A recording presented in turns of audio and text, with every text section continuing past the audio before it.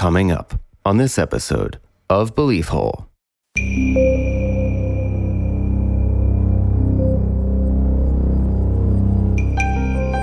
He is the guy, the Count of St Germain, shrouded in mystery, even in historical texts. With this character, it takes you into the idea of the masters of the hidden brotherhood, which is this council of light that guides humanity through time and basically is there in key moments to push people in certain directions. For good or ill? For the good of humanity, according to them. That does never sound good, though. Right. We'll get there. Sacrifices must be made! This harkens back to the enigmatic, mysterious figure of the signing of the independence, who, in his speech, made references to the Great Seal, the Eye of God, these things that would come to pass as being symbols of America. Is this the symbols of this ancient brotherhood carrying through the Freemasons, the Rosicrucians, that supposedly our Count St Germain was a part of? A woman had in fact leapt from his balcony. She was terrified. The woman ranted that she had jumped to escape St Germain, who had bitten her neck. Well, that all sounds made up. That sounds nothing like the Count de St Germain that we discuss all the time. That's true. He traded his grass-dew elixir of life for prostitute blood? Prostitute blood. Totally changes his character as far as, like, he was a charming guy who... Well, he was he charmed her and then he bit her. But alchemy... I mean, is there any truth to this, though? Well, if you look at the alleged reincarnation of this guy in the 1970s, you can watch YouTube clips of him doing alchemy. He later killed himself in a van. Okay, well, now you're jumping the gun here. So the question is, who was this guy? Was he just another part of the Continental Congress, some guy they didn't recognize that was shrouded in mystery because he hadn't shut up enough for anyone to know who he was? That seems unlikely. What does seem likely, as I would put forth, is that he was likely an immortal Freemason vampire. Yes. Shuttled over the oceans by Benjamin Franklin. It's not that far of an idea. Right. No, and as we will suggest here, it's damn likely. It's most likely. Yeah.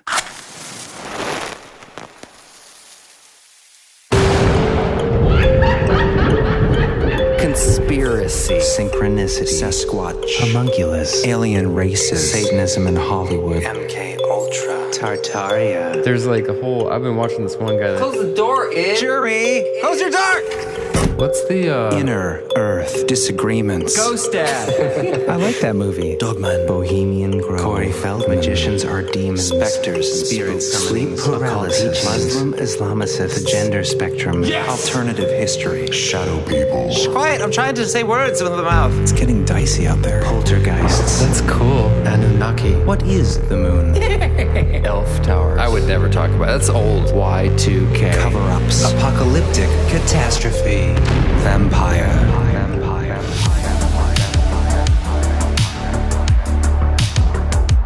Well, hello. Welcome back to another episode of Belief Hole. I'm Jeremy. I'm Chris. John, we are here for your entertainment solely. And also your education, right? You could argue that. Yeah. We're mostly here to help your soul ascend. Yeah, that is actually the main reason we're here. We are all about ascension. John the Ascender. Remember when you thought that was going to be your We've talked destiny? about this. We've talked about this. John is no Multiple longer times. here. See, what happened I was... still think it could happen. I think it did happen. In 2012, what happened is your soul ready for ascension has left us, and we're left with this husk, I know. husk of a soul. This is kind of like a portion of what I used to be. Yeah, we got a bum deal. The good stuff left, and we got the guy who's still working on stuff. Right? Isn't that the theory of ascending? It's your fighting words. No.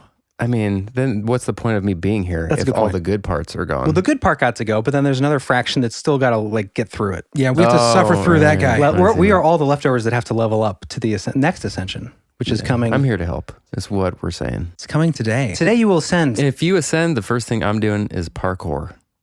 Oh, really? Wait, what? If I ascend, that's what you're doing? I meant to say me. Okay. Oh, yeah. I thought you meant like if we left, you'd have a lot more free time. We're doing the show, so you'd just really learn parkour. If I died and I went to heaven, I would do parkour first thing. Like high five Jesus, like past the pearly gates. See, I'll catch up with you If later. anyone doesn't know what parkour is, look up Storer. I think everybody knows.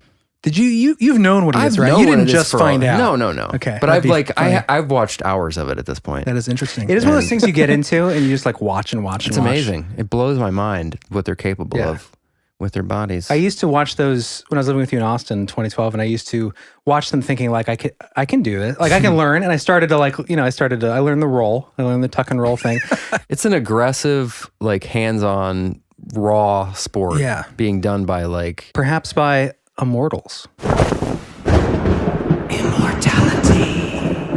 they seem immortal. Like what they're doing, like you just look I was at going to them. tie it into the episode. Sorry. No, continue. Go ahead, no. You're excited. I want to hear more. I think about how this is all they know, and there's Oh, they're they'll born and bred on parkour. Didn't go to school. No, I mean like it's just so natural for them Right. when they're doing it. Like this is just the way bodies move. Oh, right. But like It looks easy. they 'cause make do it look so well. so Right. easy, but then it'll contrast with like an old person walking by, and they'll be like, "Oh, that's amazing!" And you just imagine this woman is just like, when she was young, no one thought that could potentially possible. exist. Yeah, right. That was as far away as the iPhone when she was like 15. That old Well, it's funny woman. because your body, that old woman. that poor old lady's body had the technology, but there was said no she was technique. poor? There was no technique. She's poor in spirit because she can't parkour.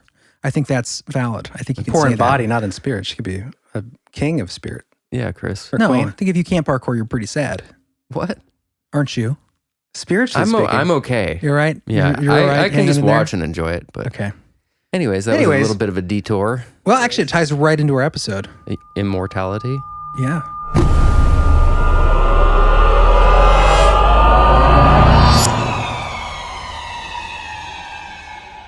It is getting close to 4th of July, Yes. right? It is. And Yes. so I wanted to do something related to the founding of the country, right? We're celebrating the independence from Britain, yada, yada, our freedoms, et cetera, et cetera. And Oh, very good right now too. yeah, we're all doing great in that department. But first we thought like colonial. What's colonial conspiracy mystery, And then we thought Roanoke, right? The lost colony of Roanoke. This amazing historical mystery, which I've been fascinated with for decades. So we were all prepped to do the show. We're working on it, researching it. And the most interesting tidbit was coming across the famous word carved on the tree. If you guys aren't familiar with it, Roanoke was a colony, the first colony from Britain that came over, established on Roanoke Island. And long story short, the guy, John White, who led the group over, planted them there. They ran out of supplies. They had to go back to Britain. I'm paraphrasing here, but Yeah. essentially he came back 3 years later because he got stuck, couldn't get back. There was a war going on. There's a war going on with Spain. Anyways, he comes back. The whole village is gone. There's no sign of distress. Weapons are found untouched. Farm implementations, instruments. Just left abandoned on the ground. Left abandoned. All the buildings were intact. Some were carefully dismantled, but there was no sign of invasion or anything. There was one word on a tree carved, Croatoan. And another word on another tree was just the letter CRO, which someone obviously didn't have the aptitude to carve the whole word in, or the motivation. It's a long word. You start on a piece of paper, you're writing happy birthday, and you want to do like all caps, and you get to like happy birthday. And you're like, oh shit. I should have It's stenciled exactly like that, Chris. Anyways, long story short, the word Croatoan, what's fascinating about it was a ghost ship that crashed into Hatteras Island. The last word on the manifest was the word Croatoan. And Hatteras Island was previously known as Croatoan Island. Anyways, all these myths about the word Croatoan, the last breath breathed by Edgar Allan Poe was the word Croatoan on his deathbed. There were several things that made the story more fascinating. I mean, it's already interesting because it's a lost colony. To this day, it's still a mystery. But yeah, there was always sprinkled into the story that, Edgar Allan Poe was mumbling Croatoan when he disappeared and came back and was dying. It was his last words. Right. Amelia Earhart, in her diary, last word in her diary was the word Croatoan, the logbook of the ship that crashed. Anyways, it's all bullshit. Yeah, I was gonna say this isn't the show we're doing. No. Sounded interesting. Yeah, it was fascinating, and that was the exciting thing about it. But I guess the moral of the story is, I traced that back. It's been published in a book by John Land. It's this like fiction book. Some other stuff. History Channel wrote about it. It's been in YouTube videos. I find the original source. It's some blog called Ghost Cities, and the guy had written this really good write-up about the lost colony of Roanoke. But then he added that at the end, which was all these bizarre connections with the word Croatoan. Because essentially, it sounds like it was just creative license. He made it up. But since then, in 2011, people have repeated it on YouTube videos, on the History Channel, and now it's just become like this fact about Roanoke Island, or the lost colony of Roanoke. Unless you look into it and you find out, it seems like someone just made that up and there's no verifiable source. Because the last words of Edgar Allan Poe was, Lord help my poor soul, not Croatoan. So like the one thing that was mysterious and supernatural about that story seems to not be... But I do want to say, it's still a mysterious story because we don't know exactly what happened. Most people think that they left for the island Croatoan, which is why they wrote it on the tree, because there's a tribe there Yeah, exactly. that they were friendly with the same name. They were told by John White to leave X's on the trees. A cross, Maltese cross. So it's just them leaving a trail to another tribe. Yeah, that's what most people believe. It seems That's what pretty happened. straightforward that they would have integrated with that tribe, and then that's why later there's been accounts of coming across blonde-haired natives with blue or gray eyes that must have been integrated from previous English colonies. Right. There's definitely still some interesting things about, like why leave all your tools and weapons? Why not bring those with you to the new island? But for sure, the idea Maybe of the they word. didn't take all of them. Maybe they just took a portion of them. That's true. I mean, maybe a lot of people just, they didn't find any bodies either. That was part of the big mystery. No bodies. Right. But, obviously, like over time, people have embellished the story. It's been mixed with fiction. Stephen King had a great book about it called, I can't remember the name of the book right now. No, it was not it. It was not it. It was Misery. Storm of the Century, which Oh, basically that's is what about Roanoke? this small New England town, and this guy shows up, kills somebody in the town, and he's in jail. And while he's in there, people start dying. He starts showing up in people's dreams. Basically, you find out he's a demon, this ancient demon whose name I think is Croatoan.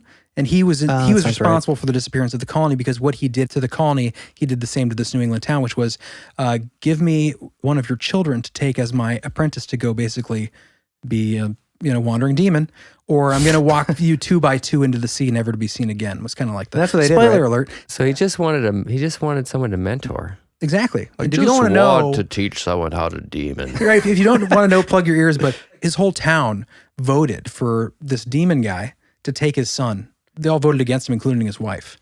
So, Ouch. like at the end of it, they divorce, and he ends up seeing his son like 15 years later in like San Francisco with this demon just walking down an alley, and that's like the end of the book. Well, I hope no one wants to read the book. Well, I said spoiler alert a couple times, so. You really needed a strong spoiler. Anyways, as we tangle ourselves in the weeds and walk into the woods of this episode, I wanted something a little more supernatural, right? Mm-hmm. Another kind of supernatural Colonial sort of. intrigue. Yeah, some sort of tidbit that goes to the heart of the founding of the country, because that's what our show is. It's the bizarre. It's the compelling, mysterious aspects to our world. So what, if anything, happened at the beginning of our country? So I remembered hearing a story about a mysterious figure at the signing of the Declaration of Independence. A figure that, had he not been there, the Declaration may not have been signed. So this story I heard was echoing my brain, and I looked more into it. We're going to recount it here in a moment. But to set it up, this is the Continental Congress. I think it was the second gathering or whatnot, to sign the Declaration of Independence, to break the chains of Britain and say, we are no longer your servants. We are an independent nation. This idea of liberation, of freedom of thought. Well, freedom from tyranny from England. Right, freedom of Taxes. monarchy rule, like all these things. We All these- actually left for less taxes then than we have now, right? Which is insane, yeah. That's a whole other topic. That's a whole nother show. But true. But anyways, all of these people, you have, Jefferson, Adams, Benjamin Franklin, the original founders, and all of these people sitting in this room deciding, okay, if I put my name to paper here, if I ink my John Hancock, which is where that term comes from, because he's the first to sign largest signature on the Declaration. Really? Yeah. I don't know if John Hancock was the first to sign, but he signed the largest. Like if you look at the Declaration of Independence, John Hancock is huge. I think he was because, That's a weird phrase to put together. Hancock is huge. Yes. well, in my mind, it was like, if he was the first to sign, it's like when you're signing like a birthday card or you're writing a letter, you start taking bigger, it- All right. and then you get slower and It's what slower. we just talked 'cause- about with Croatoan. You don't know how much room there is until you get to the end of the thing. Exactly. Yeah. It all ties together, man. Anyways, you're in the room, right? Mm-hmm. And imagine in post, the music's going to come back in here. So you're in the room. You're wondering, are we going to survive this? We are essentially committing treason against the crown, right? Right. If we lose the war, we're all going to hang. Exactly. If there is a war, which there most likely will be, our names are Can written you in imagine paper. how intense that would be? So terrifying. We live in such a sheltered, warm, like sack of. Cocoon, embryotic fluid of a country right now. I know. Visual. Go ahead. Anyways, Now I'm sleepy. so you're in this scary non-embryotic kind of space with all these other old men, yeah, no air conditioning. young for sure. men, mix of people. People willing to die. People willing to die, sign their name, but they weren't initially. This is the supposition, is that people were concerned. There was back and forth. Well, there's talk of scaffolds and gallows and gibbets or whatever. Gibbets. Gibbets. It has a thing. I don't know what it means, Yeah. but Gibbets were they're a gallows that when you would hang someone and you'd leave them as a warning hanging on the street. Like, do Oh, not yeah, cross us. yeah. Anyways, That's a gibbet? that's a gibbet. Wow. Yeah. Interesting, right? It is I had to look interesting. that up. a warning like Vlad Dracul would do when he put people on pikes. Exactly.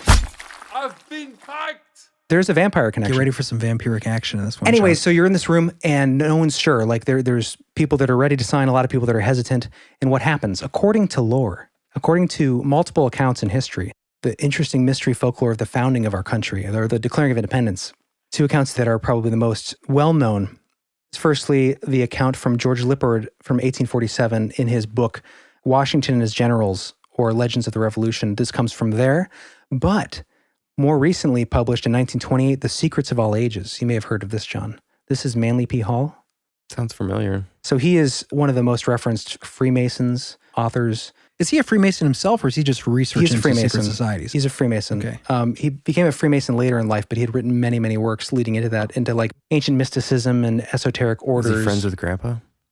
Probably knew Grandpa, because they all know each other. That's the story for another time. What was it? How high did he get in the order of Mason? 33 degree. What? He's a 33 Really? degree. Mhm. Oh, wow. That's as high as it goes, right? No. Well, that's the See, thing. what? Yeah. This could have been a whole episode on Masons, because this gets into the interesting connections between Freemasonry, Rosicrucianism, the Scottish Rite of Freemasonry, the Bavarian Illuminati. Yeah, we will do a full episode on this, because it really, I was not expecting this with this topic, with the certain character that we're about to pull the curtain back on. But with this character, it takes you into the idea of the Council of Light, or the Masters of the Hidden Brotherhood, which is Blavatsky, which is Theosophy, which is a whole interesting idea that there is this Council of Light that guides humanity through time and basically is there in key moments to push people in certain directions. Let me get back to... For good or ill? Well, they would say it's for good. arguable. They would say for good, but it's For their good? Or for the good of humanity, according to them. according to them? But That does never sound right, good, though. Right. We'll get there. So Sacrifices must be made! Let me get back to Philadelphia. I feel like this is like this one story is trying to birth itself. So they're all there in the Continental Congress. They're debating whether to sign, and then suddenly a man stands up, a mysterious figure, who gives the final speech, encouraging people to sign. During the moment of hesitation. Right. Then let's go ahead and read.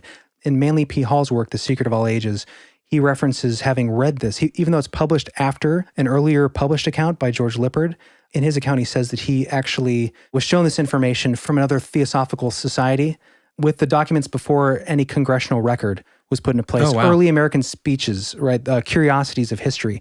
But regardless, the point is this is the story, and this has been noted in several different places. Whether it's fact or fiction is yet to be seen, but this is believed by different historians and especially theosophists and Freemasons, etc. Let's hear it. Yeah, okay. So this comes from Manly P. Hall's The Secret Destiny of America, which shares a lot of insight into the Freemasonic, Rosicrucian, secret society influence on the founding of America. The hidden hand. Right. So in the old State House in Philadelphia, a group of men were gathered for the momentous task of severing the last tie between the old country and the new. It was a grave moment, and not a few of those present feared that their lives would be in forfeit for their audacity.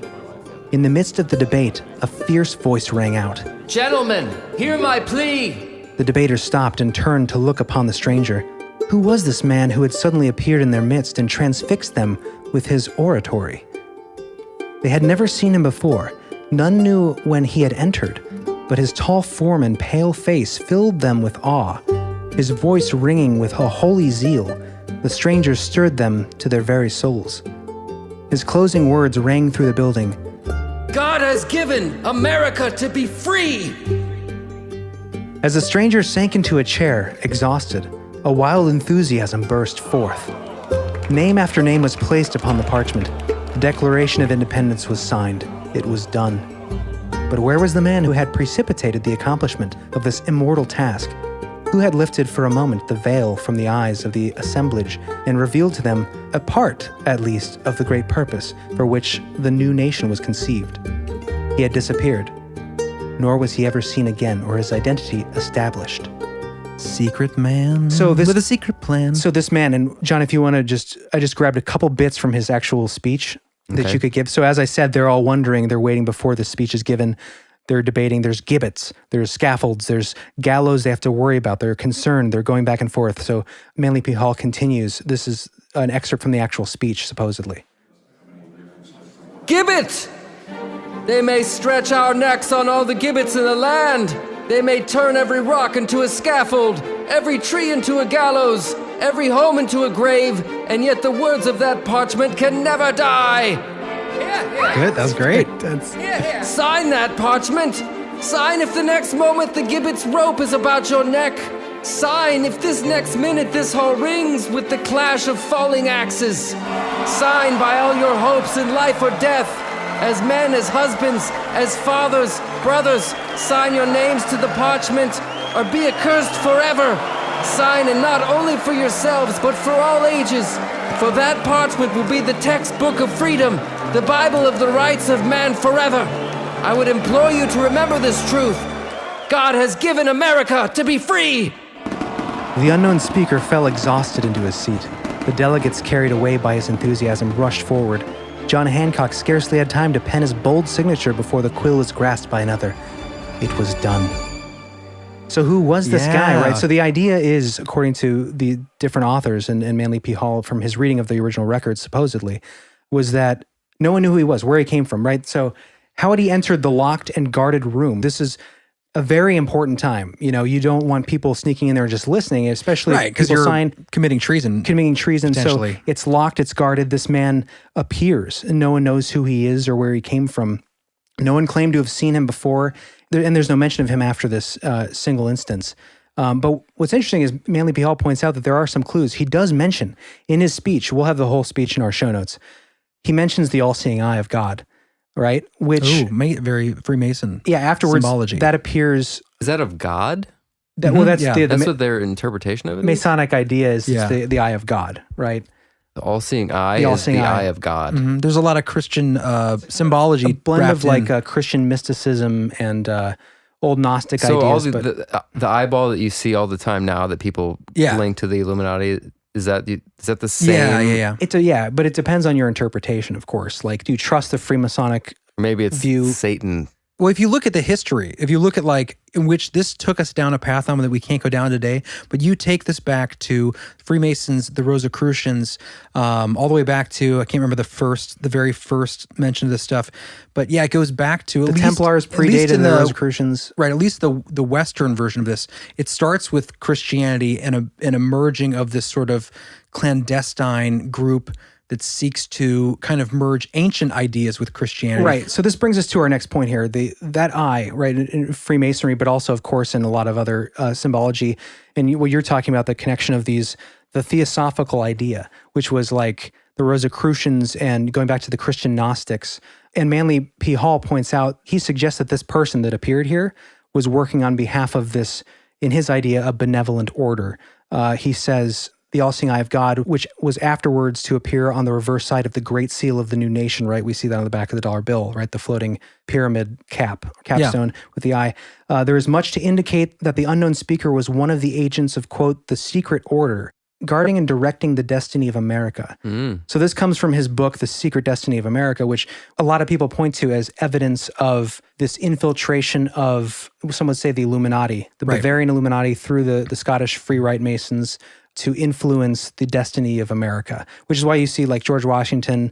I think I heard somewhere that him or other founders at the time had reported that there was a corruption happening of Freemasonry, that it was a brotherhood, but there were influences that were starting to corrupt it. We could do a whole episode on that. I don't know that much about that aspect of it, but according to Manly P. Hall, there was definitely this influence that brought this to bear in the New World, in America, in the United States. Right. And wasn't it initially Manly P. Hall's work, didn't he discover that this was an idea that started in ancient Greece, that there would be this new Atlantis, that America, and then they saw the opportunity America will be this new Atlantis, a place where there can be democratic rule instead of monarchs, right? So Actually, it's a constitutional republic, right? Right. But the idea of the democracy, that came out of ancient Greece. And Plato, Atlantis was the idea of the republic. Right. I think in Plato, the Atlanteans were evidence of a civilization that had hubris and grew too egotistical, fought the great republic of ancient Athens, and then was destroyed, and the gods buried him in the ocean, right? To that point, Manly P. Hall did believe that the ancients knew about the Western Hemisphere way back before supposedly, Christopher Columbus, and he talked about the Phoenicians, which we're talking about now, that made it here to the United States. And it was, so he did believe, and then a lot of his writings talk about this basic idea that the ancients knew about the Western Hemisphere, right? And that the new world, in his words, of an illuminated civilization, right? You get that Illuminati idea, was the goal of these ancient civilizations.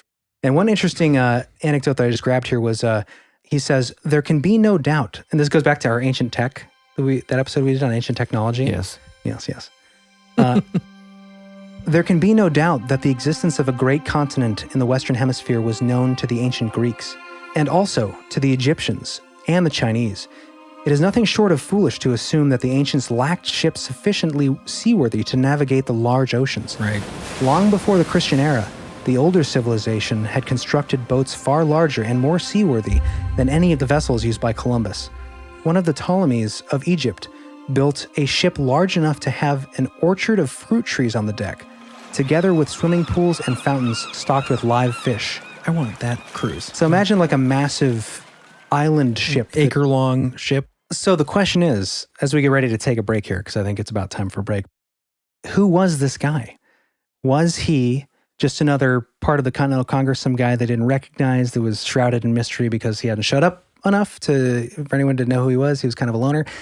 That seems unlikely. What does seem likely, as I would put forth, is that he was likely an immortal Freemason vampire. Yes. Shuttled over the oceans by Benjamin Franklin. It's not that far of an idea. Right. No, and as we will suggest here throughout the course of this episode, it's damn likely. It's most likely. Yeah. So stay tuned, guys, because that's what's coming up. We're going to talk about... I'm excited for that. Well, the guy we're going to talk about coming up after the break, in a lot of ways, sounds like the inspiration for Lestat, actually, from Interview with the Vampire. I do like the idea Renaissance of like France. colonial vampires. That's It's creepy. and what's weird is like, it's all fiction, right? I mean, we see these movies and stuff, but Allegedly. there is some weird connections coming up with the guy we're going to be talking about, who a lot of people have suggested was this mysterious figure who was believed to be immortal at the time. Quick question. Yeah. Do you think vampires are real? Like not just people that drink blood, but like the Actual mythical kind that undead live vampires? forever? I always thought it was a fantasy, right? And ridiculous. Don't Although change your mind. I loved Buffy the Vampire Slayer growing up as a kid because I was a nerd. Get to the point. But we've talked about the drinking of blood, right? The royals, the idea of like Energy, feeding vampires. off blood of the Yeah. youth to enhance their health. We're going to get into the very next episode. We're going to get into some recent developments in using the blood of the young to help the older people stay But this fit. goes back to that vampire saga, right? That Yeah. mythology, and it carries It forth is today. interesting. It's not quite the immortal, but it keeps them young to a certain extent. That's so creepy, dude, because there is stuff coming out about that now. Like I remember a couple billion, is it Peter Thule? Oh, Thule? He's a billionaire, but he runs like a company that Oh, I know what you're talking about. Yeah. They they're don't like blood donations, right? experimenting on actually using blood to Oh, rejuvenate. the Pettit Institute. Peter Thule, the Pettit Institute Is that what it is? for bioengineering and bioscience. Sounds like that'd be the guy. Probably. It probably is. Oh yeah, lipids, metabolism, lipids in the blood. I mean, I remember reading an article where he was directly involved in harvesting blood as ways to regain youth. Yeah. Well, yeah, I mean that's on the forefront of science right now is how to use the blood of the youth. No, I mean we'll get It's into all science, so right. It's not. Well, I mean anything it depends on bad. how you look at it. It's funny. Yeah, it used to be you bathe in blood. You were this monster queen that, or whatever. What is Like it? Madame a- Bovary? Madam, no, that was a fictional character. It was Madame terrible. Bovine? You're talking about Bathory. Bathory. Yeah. She was eventually beheaded because she had killed like I don't know how many Hundreds hundreds of young women in her area and my just bathing their blood. And she was a rich, she was a royal. Oh my you know. gosh, that's horrifying. Yo, have you not heard the story? No. Oh my God, she is the devil incarnate in my mind. She killed hundreds She of would just women? bring women as like to become her servants, and then she would use the virgins, and then she would use them to basically make bubble bath water and just bathe in their she would blood. have a guard come in and like slit her. Yeah, I'm not sure the technical details of it, Well, but that's even more horrifying. The yeah. technical details of how that Right. actually Well, would when people happen. do- Bathory has been labeled by Guinness World that's where Records. we get Bloody Mary from, I think. Or is that might be Marie Antoinette? That's horrifying. So this comes from Wikipedia, but it's the basic idea of her. God, that's just the most so prolific disturbing. female murderer. Though the precise number of her victims is debated, Bathory and 4 collaborators were accused of torturing and killing hundreds of young women between 1590 and 1610. There is no hard evidence about the whole murder case. The highest number of victims cited during Bathory's trial was 650 women. However, this God. number comes from the claim by a servant girl named Susanna that Jacob Silvassi, Bathory's court official, had seen the figure in one of Bathory's private books. The book was never revealed, blah, blah, blah. Anyway, she killed a lot of people. Gross. Yeah, but basically she, in this supposedly... That's a demon. Yeah, her as well as the guy we're going to be talking about may have inspired the idea of Dracula. But I think for our guy, it's more innocent. Because our guy is an alchemist. The guy we're going to be talking about, the guy who inspired the signing of the Declaration of Independence. A different supposed immortal, but But this is why talking about belief in vampires, I do think it's possible. And there are stories, and I would love to do a full episode on vampires because there's one specifically It's in our intro. It is in our intro. I've been waiting to do it. But like our show, we started, there's so many things that I thought were on the edges of possibility. I thought probably not, like fairies, gnomes. We did a gnome episode. All real. I'm not so sure anymore if gnomes are not All real. real. Yeah. But anyways, coming to vampires, there's this really fascinating book, a guy who did a lot of research and actually had a call out to vampires that were living and wanted to know. It was pretty convinced by somebody. And I'm getting his book. We're going to do an episode on it. This is a real guy who in the 90s was having a call out on a radio show because he was writing this book and he wanted to know about vampire culture. And, we're going to be getting into this a little bit towards the ends with the vampire culture in Louisiana. But to bring it back to the vampire stuff, to bring it back to our focus of this episode, which I don't even think we've mentioned his name yet, but the Count of St. Germain. That's the mysterious guy? That's the mysterious guy. By his own account, had been alive for 300 years. By many other accounts, he's been alive for thousands of years and potentially is still alive today. We're going to get into that after the break. Interesting. And a subscriber to the show. So if you're out there, he listens. call and leave us a speak pipes, St. Germain. You found me. Well, let's get into it after the break. We'll see you in a second.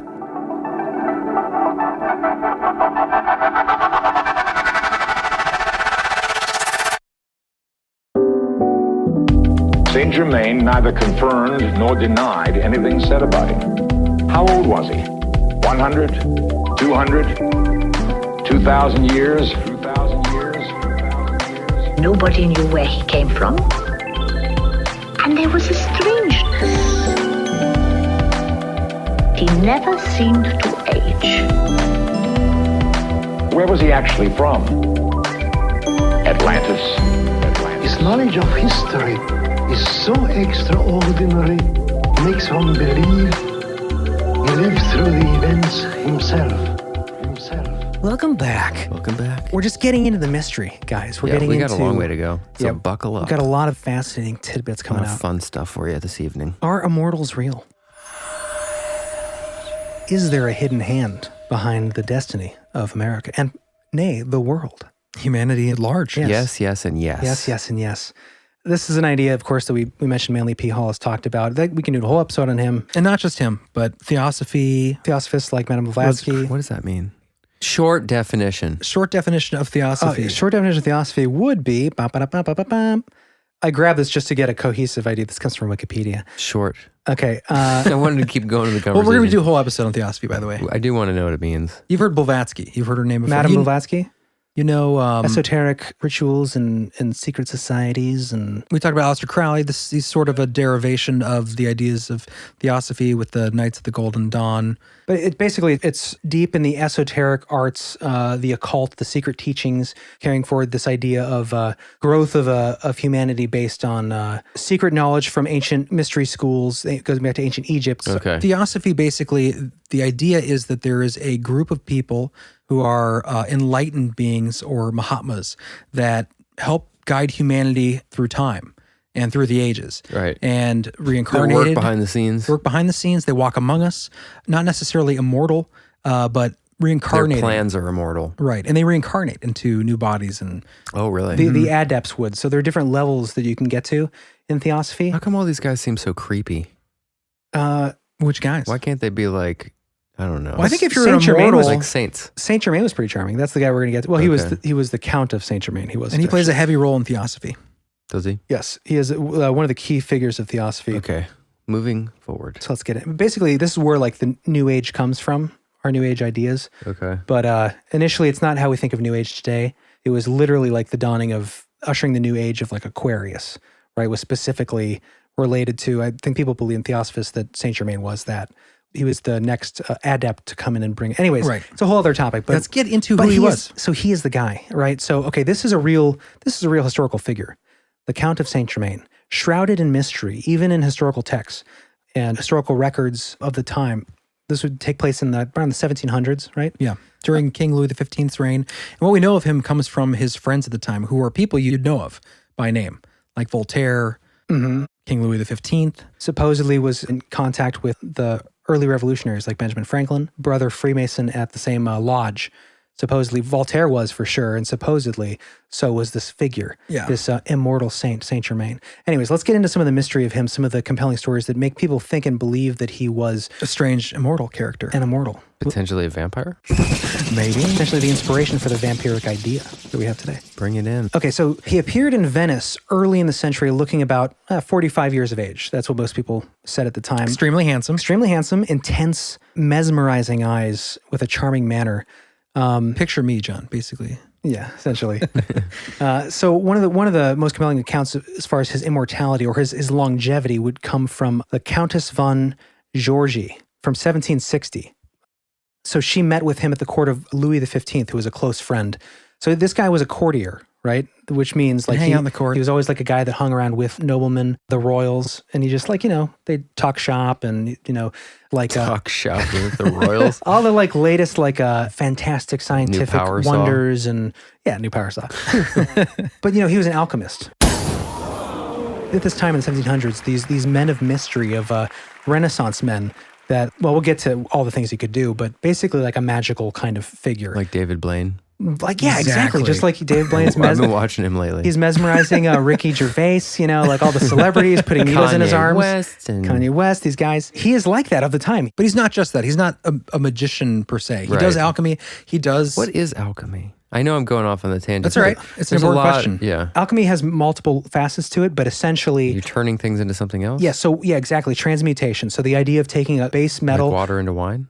Or mercury or lead into gold. That was one of the primary things. Or into silver. Was the main thing, like turning into precious metals? It was called the Great Work, was the seeking of what was called the Philosopher's Stone.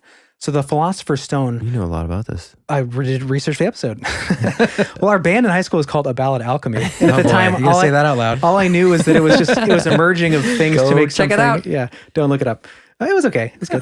For the time, it was whiny alternative The second album would have rocked billboards. Stop listening to the show because of it. Hey, it's a good record. Cancel. Belief holes canceled. Check it out. Anyway, so alchemy. So that's one facet of it. Turning base metals into gold. And in that process, they were looking for what was called the Philosopher's Stone. And the Philosopher's Stone is synonymous with the elixir of life or longevity, something that could help you to live a long time or even potentially be immortal. Which this count allegedly had possession of both. Right. Well, and they were kind of the same thing. Here, I'll read you a brief description here. The Philosopher's Stone is a legendary alchemical substance capable of turning base metals such as mercury into gold. This was what they would constantly seek, was this chemical compound that they could use to transmute, common metals into gold to make them wealthy. Everyone wants gold. But it could also give you eternal life. It was basically this magical substance that sought perfection and purity. It's also called the elixir of life, useful for rejuvenation and for achieving immortality. For many centuries, it was the most sought goal in alchemy. The Philosopher's Stone was the central symbol of the mystical terminology of alchemy, symbolizing perfection at its finest, enlightenment, like Parfit, and heavenly bliss. Yes, just like our last Practiced apprentice. Efforts to discover the Philosopher's Stone were known as the magnum opus or the Great Work. And you'll hear that word. Manly P. Hall uses it as the great work, but in his connotation, it's the spiritual great work, the great work of transforming humankind. Pretty intense. It's a lot to that. Yeah, but you can see why someone who has this passion for this pursuit in life could be very compelling. Especially if you were eloquent and charming and you're saying, by the way, I have the elixir of life and I've lived 500 years. And is there any truth to this though? Well, we're going to get into some of the accounts here.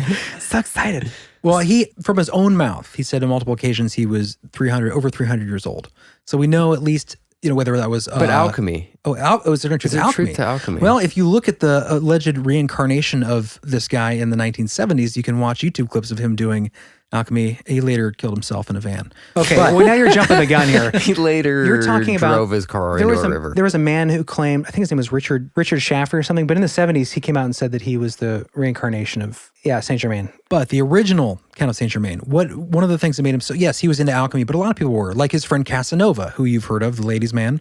We'll hear a quote from him about St. Germain, but He was also renowned for speaking over 10 languages. He was proficient in violin. He composed things that would rival some of the composers of the time. Like he performed these things for people that made it seem like he had been living for hundreds of years. He also spoke of centuries before him as if he lived the experience, not as if he read them. Interesting. He'd recount like deep historical information, but he would do it in a way that it was like he was recalling it, like he was there. And everyone was convinced of this. That's one of the things that was fascinating. He wasn't considered a prophet or anything? He was a saint? He was eventually considered a prophet. He did have some prophecies, which we'll get to. Interesting. But I like it.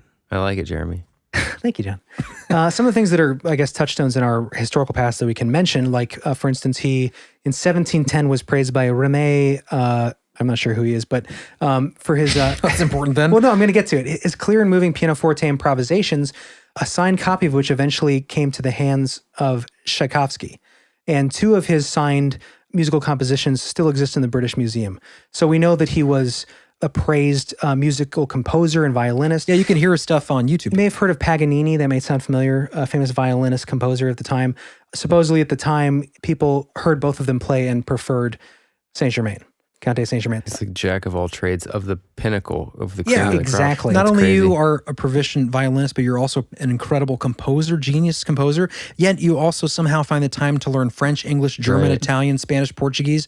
Yeah, it does seem like he would be alive for hundreds of years. Yeah, Chinese, Arabic, like Sanskrit you can write. I mean, he could also, one of the coolest things I think, he was also ambidextrous and he was seen to write 2 words at the same time. No, not words. It's even better. He could write with both hands simultaneously. Franz Graffer, who's a historical fella that we'll link, the guy that as lived. deep as I'm going to go with him, witnessed St. Germain quickly write the same letter with both hands on 2 pieces of paper. How's that better than 2 different words? Simultaneously, because it's a letter, not a single letter, a document he wrote. Are you sure they didn't mean a letter? When placed on top of one another and held up against a window pane, the translucent sheets revealed identical scripts as if they were impressions from the same copper plate.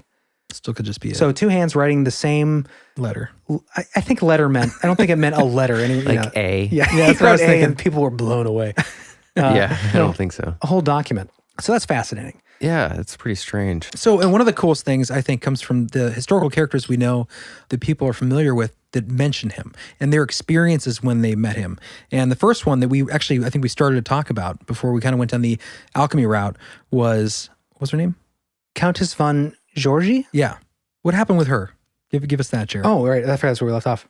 Yeah, this is our first appearance of him, right, in amongst his peers at the time. In the 1700s, in France. You're right, in 1700s. So about 1760, Countess von Georgi met him at the court of Louis XV, stunned to see the Count completely unchanged after 50 years. Really?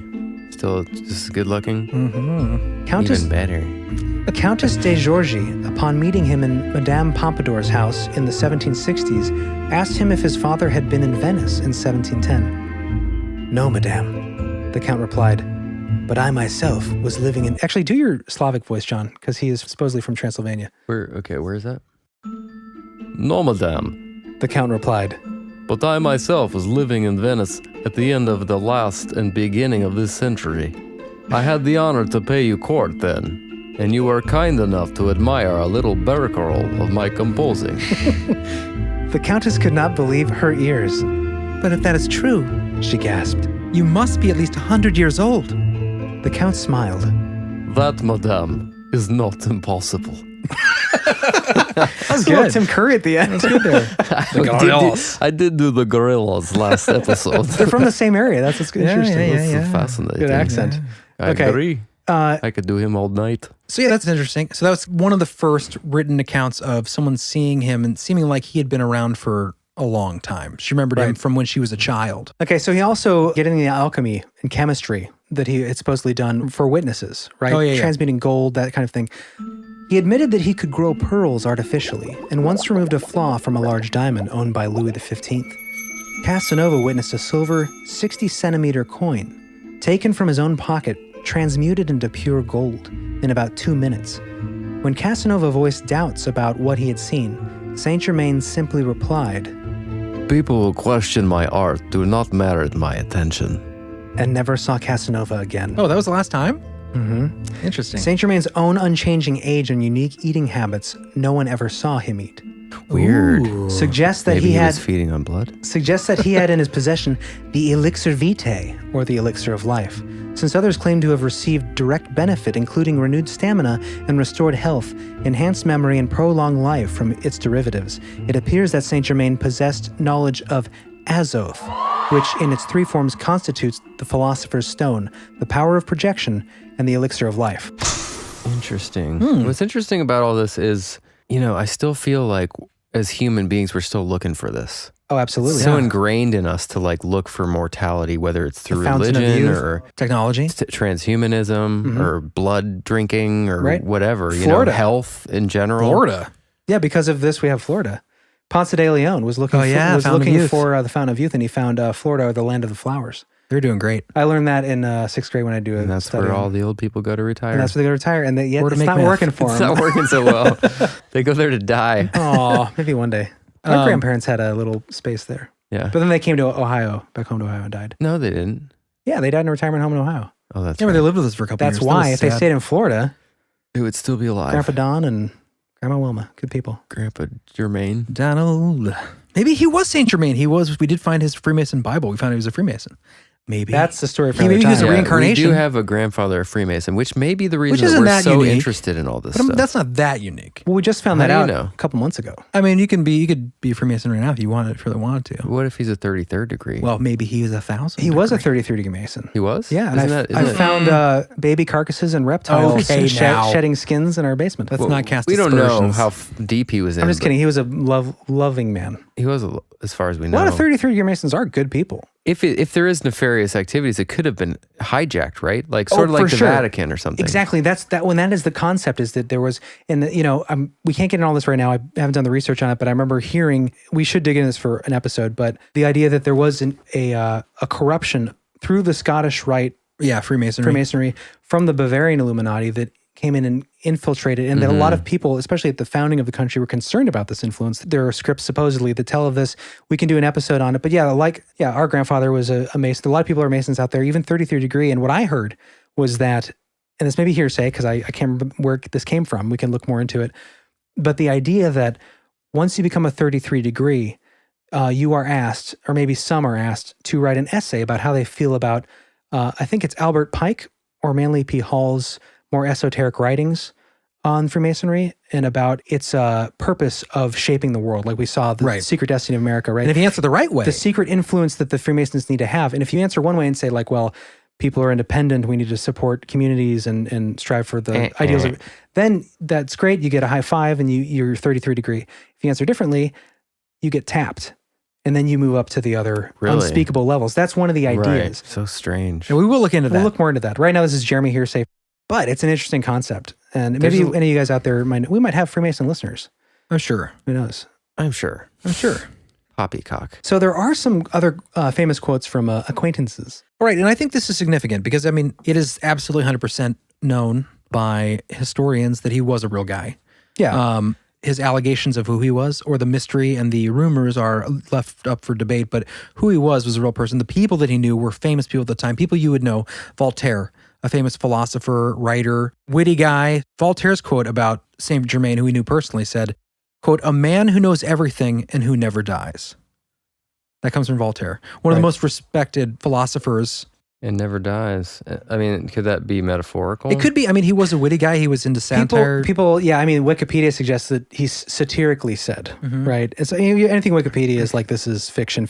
Well, yeah, I don't believe them at all. Right. With anything. You can take some of the basic facts. Well, we quote him a lot. So. We do, because, I mean, Wikipedia is a good source for the dumb basics. things. Yeah, They're good for the basic facts, the mainstream. Anything controversial, you can't really rely upon. Right. You can go into the notes and see how people in Wikipedia argue about it, and then you can get an idea of like what they're keeping in, what they're leaving out. Right. And well, there's also a bit of this, like Voltaire, even if he was being sarcastic, just like we're going to read with Casanova's quote, who, John, you're probably familiar, or at least you've heard the name Casanova. He's like the most, if you're like, oh, what a Casanova. Yeah, that guy's a ladies' man, right? He's a real dude from the 1700s who was very good with the ladies. That was one of his claims to fame. A charmer. And he ran in the circle of people that included Voltaire. It included King Louis XV, and it included the Count of St. Germain. Were they like Kanye and Drake? It was like a posse. I mean, there were, it's like Obama and Kanye. people coming and going in France at the time. A lot of things were happening. They were the cream of the crop back then as far as people, like, were they the famous people? Oh, yeah. I'm sorry, I meant Obama and Jay-Z, not Kanye. Different group.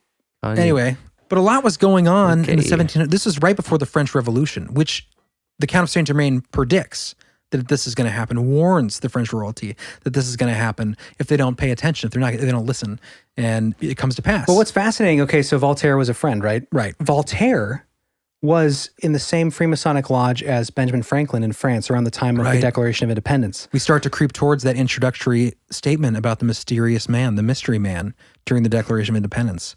Starting to tie those knots. We're getting into the connection where this guy, St. Germain, could actually be the figure seen at the Declaration of Independence, the signing, right, convincing everyone.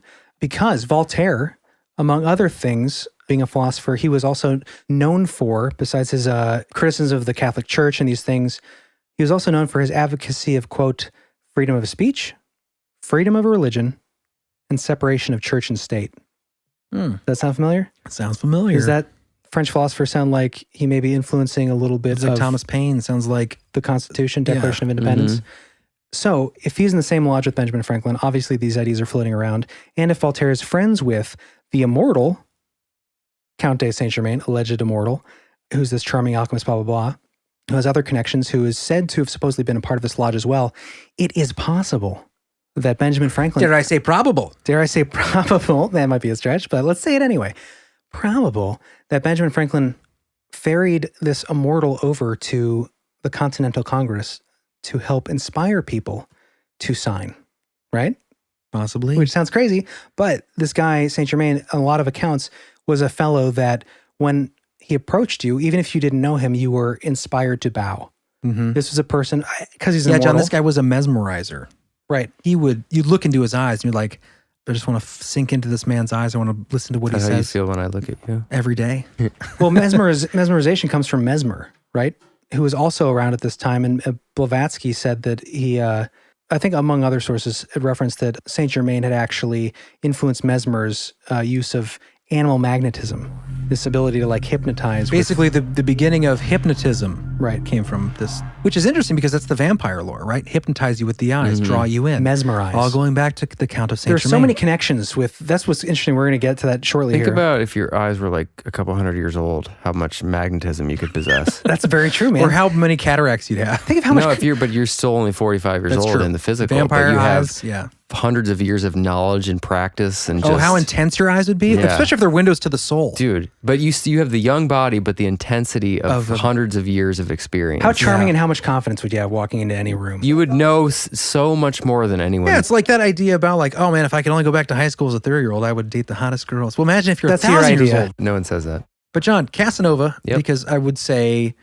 you're a handsome man, and most people find you charming. So I think you'd be good to read. Oh, yes, you'd be good to read the voice of Casanova. Yes, I will do a good job. You read the quote when he was speaking about his acquaintance, arguably friend, but he harbored some jealousy.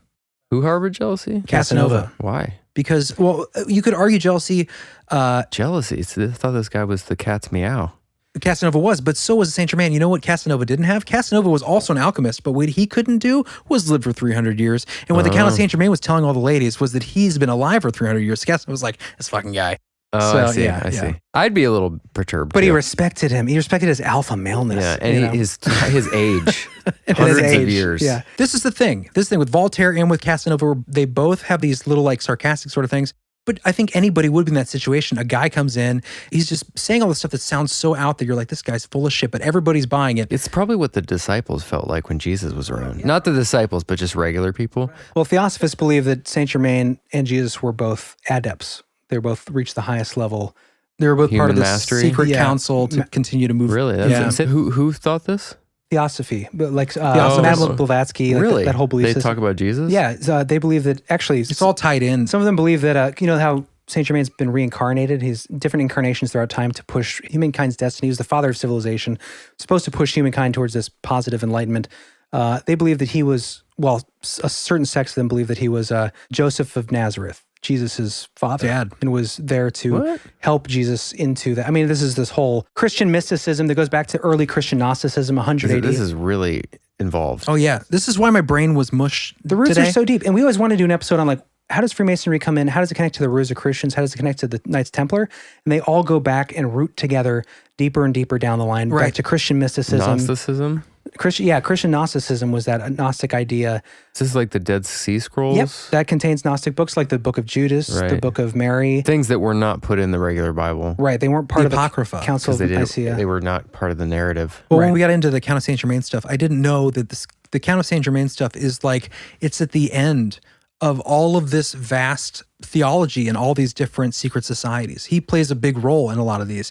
So I went down all these rabbit holes, and we obviously couldn't fit it into this episode, but I have notes upon notes. When we do this next episode, I know where we're going with this, because I really want to, I've always wanted to like kind of bridge the differences between Rosicrucians and secret societies. Freemasons. Yeah, secret societies in general. It is fascinating, and Theosophy is super fascinating, because there's this idea of Eastern mysticism with Roman Catholic ideas, and yeah, we're going to do an episode on that, because it is really fascinating. Basically, the idea of gurus throughout time, people pushing, these council of light that's helping So what we're people. looking at now is like basically figures that when you dig deeper, you find that they're entrenched in this deeper lore of these secret societies and these kinds of things. So we're talking about them as they appear in history, but these are where they come from, the Rosicrucians, and we'll get into that here. But let's get back to Casanova, John. Would you take us away? Sure. The most enjoyable dinner I had was with Madame de Gergy, who came with the famous adventurer known by the name of Count de St Germain. This individual, instead of eating, talked from the beginning of the meal to the end, and I followed his example in one respect, as I did not eat, but listened to him with the greatest attention. It may safely be said that as a conversationalist, he was unequaled. St. Germain gave himself out for a marvel and always aimed at exciting amazement, which he often succeeded in doing. He was a scholar, linguist, musician, and chemist, unbelievably attractive and a perfect ladies' man. This extraordinary man-creature, This extraordinary man, intended by nature to be the king of impostors and quacks, would say in an easy, assured manner that he was 300 years old, that he knew the secret of the universal medicine, that he possessed a mastery over nature, that he could melt diamonds, professing himself capable of forming, out of 10 or 12 small diamonds, one large one, of the finest water without any loss of weight. All this, he said, was a mere trifle to him, notwithstanding his boastings, his barefaced lies, and his manifold eccentricities. I cannot say I thought him offensive. In spite of my knowledge of what he was, and in spite of my own feelings, I thought him an astonishing man, as he always was astonishing to me.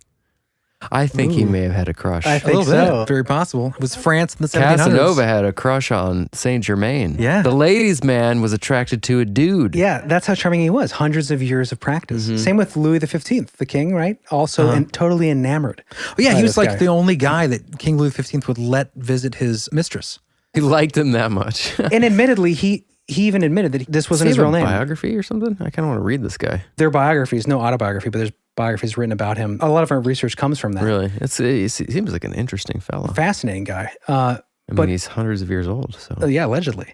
Thousands. But yeah, the interesting thing was like somehow he was a guy who came from nowhere, who never gave his real identity. Never, and this is a time where people prided themselves on being where they acquainted. came from. Yeah, being acquainted with people with a noble Power, background. Right. He obviously had the credentials. He didn't. Not the credentials of connections, but the credentials of knowledge. He had the knowledge, the charisma. The way of speaking. Like a nobility would have He had some of those exactly. features. He had the noble way of speaking, the way not only the charm but the vernacular. Right. Like everything. He was obviously well bred, Yeah, well right. educated That's from the what I mean. finest school. And there is one suggestion, and this was even reported. This is his official, like most likely if he was a mortal man. He admitted supposedly that he was the son of Prince Francis II Rosicrucian of Transylvania. So what's interesting about that is Prince Francis II Rosicrucian of Transylvania, his eldest son died, and the idea is that he was the eldest son, and they hid his death to protect basically his inheritance. That's a theory. He said that to the last person he stayed with, but there was no official record of his burial. Right. And he supposedly died or was buried when this king that he knew or this prince that he was staying with was away. So he came back and he was gone. But supposedly he had died that year of 17, what was it, Chris? 1784. 1784. Supposed death of Count St. Germain. Yeah, it was Prince Karl of Hesse. That's who it was. But this is one of those things where, like, you know, there's no record of the burial. He didn't see him die. He just disappears, and that's the official story. And even if that's true, he lived to be like 100 years old or close to that, which is unheard of at the time. The average age of a male at that time was like 35. And here's the thing. So yeah, average age 35, right? And he dies at 90 or something like that. But then after he dies, he's seen at a Masonic conference in Paris in 1785. Then he has a meeting with Tupac. Tupac. Elvis. This is the original like Elvis story. Yeah. 1786 had a meeting with the Empress of Russia. These are all accounts by these historical figures saying they saw him, they met him again. In 1870, I love this one, Napoleon III was so interested, by the way, Count of St. Germain had a prediction that a young boy named Napoleon would rise to power. And this is when Napoleon was 8. No one knew who he was. But he said a young boy named Bonaparte in his prophecy was going to rise to power. So he had like not only past, he could see into the future? Allegedly, yeah. These are recorded prophecy. That also that Marie Antoinette would be assassinated. Also the French Revolution. He prophesied that. He wrote this in letters to people in the royal families warning them about it. I wonder if his elixir gave him knowledge then too. Possibly. That's a good question because you'd understand the past history. Unless maybe after you live hundreds of years, you start to see the cycles of history. Maybe. Well, you know, this is why people like Blavatsky, who, by the way, in 1896 claimed that she had met him. 1896, this is 100 years after he supposedly died. So one of the founders of Theosophy claimed to have met him, but she said... There's a photograph of her with him, supposedly. Yeah, but it's these things, these prophecies that make him not just someone who might have lived a long time, but someone who might have been an ascended master, someone who fits in this idea of the Council of Light. Yeah, Theosophist Universe... Didn't Corey Good talk about the Council of Light? That's a... Federation of Light? Federation of Light. Oh. So he dips and dabbles from different places. That's a Patreon expansion But episode, anyway, if you guys are the interested. Napoleon thing's interesting because in 1870, Napoleon III was so interested in the, quote, undying count that he had a special commission put together to collect information on the count. It was like the Blue Book project for the Count of St. Germain in 1870. The commission was stationed at the Hotel de Ville. Interestingly, a year later, a mysterious fire breaks out at the Hotel de Ville, consuming the files Napoleon's commission had collected. So he's collecting information on this man who's never died. He's got all this stuff together. What happens? Ignites in flames. And then what happens after that? A year later, he's seen again. That's another interesting thing. When he supposedly died, who was the guy, Hesse, the prince or count or whoever it was, who was supposedly in his company before he died? Kept no records of the burial. Well, there's another thing too, is like they accounted for all of his belongings after his death that were left at the castle. And it was like trousers, a shirt, none of the jewels that he had, none of the books that he had been writing in consistently, his diaries and journals and mathematical, alchemical writings, everything he kept in like this lockbox, all of it were not accounted for when he died. It disappeared.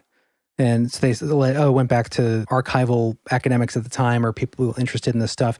But maybe he just took it with him. Maybe he didn't die. That's one of the arguments, right? Right. Well, and the last thing on this timeline, there's a great site, John, and all of our listeners out there, there's a great site called Finding Count St. Germain. And on that site, there's a chronology of all these events, all the eyewitness accounts up to modern day. There's all the information if you want historical records, what he looked like, all this stuff.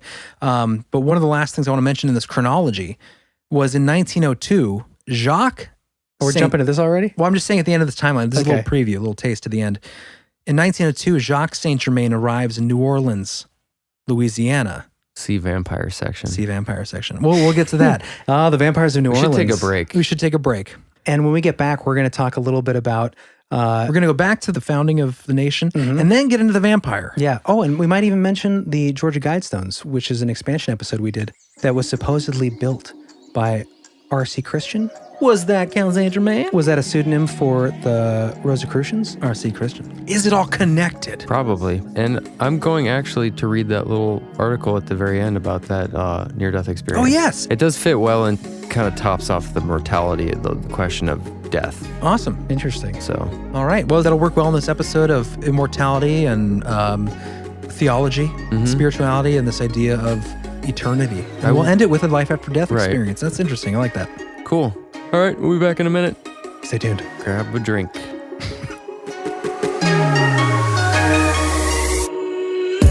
spoke at least a dozen languages so fluently that in any country he visited, he was accepted as a native.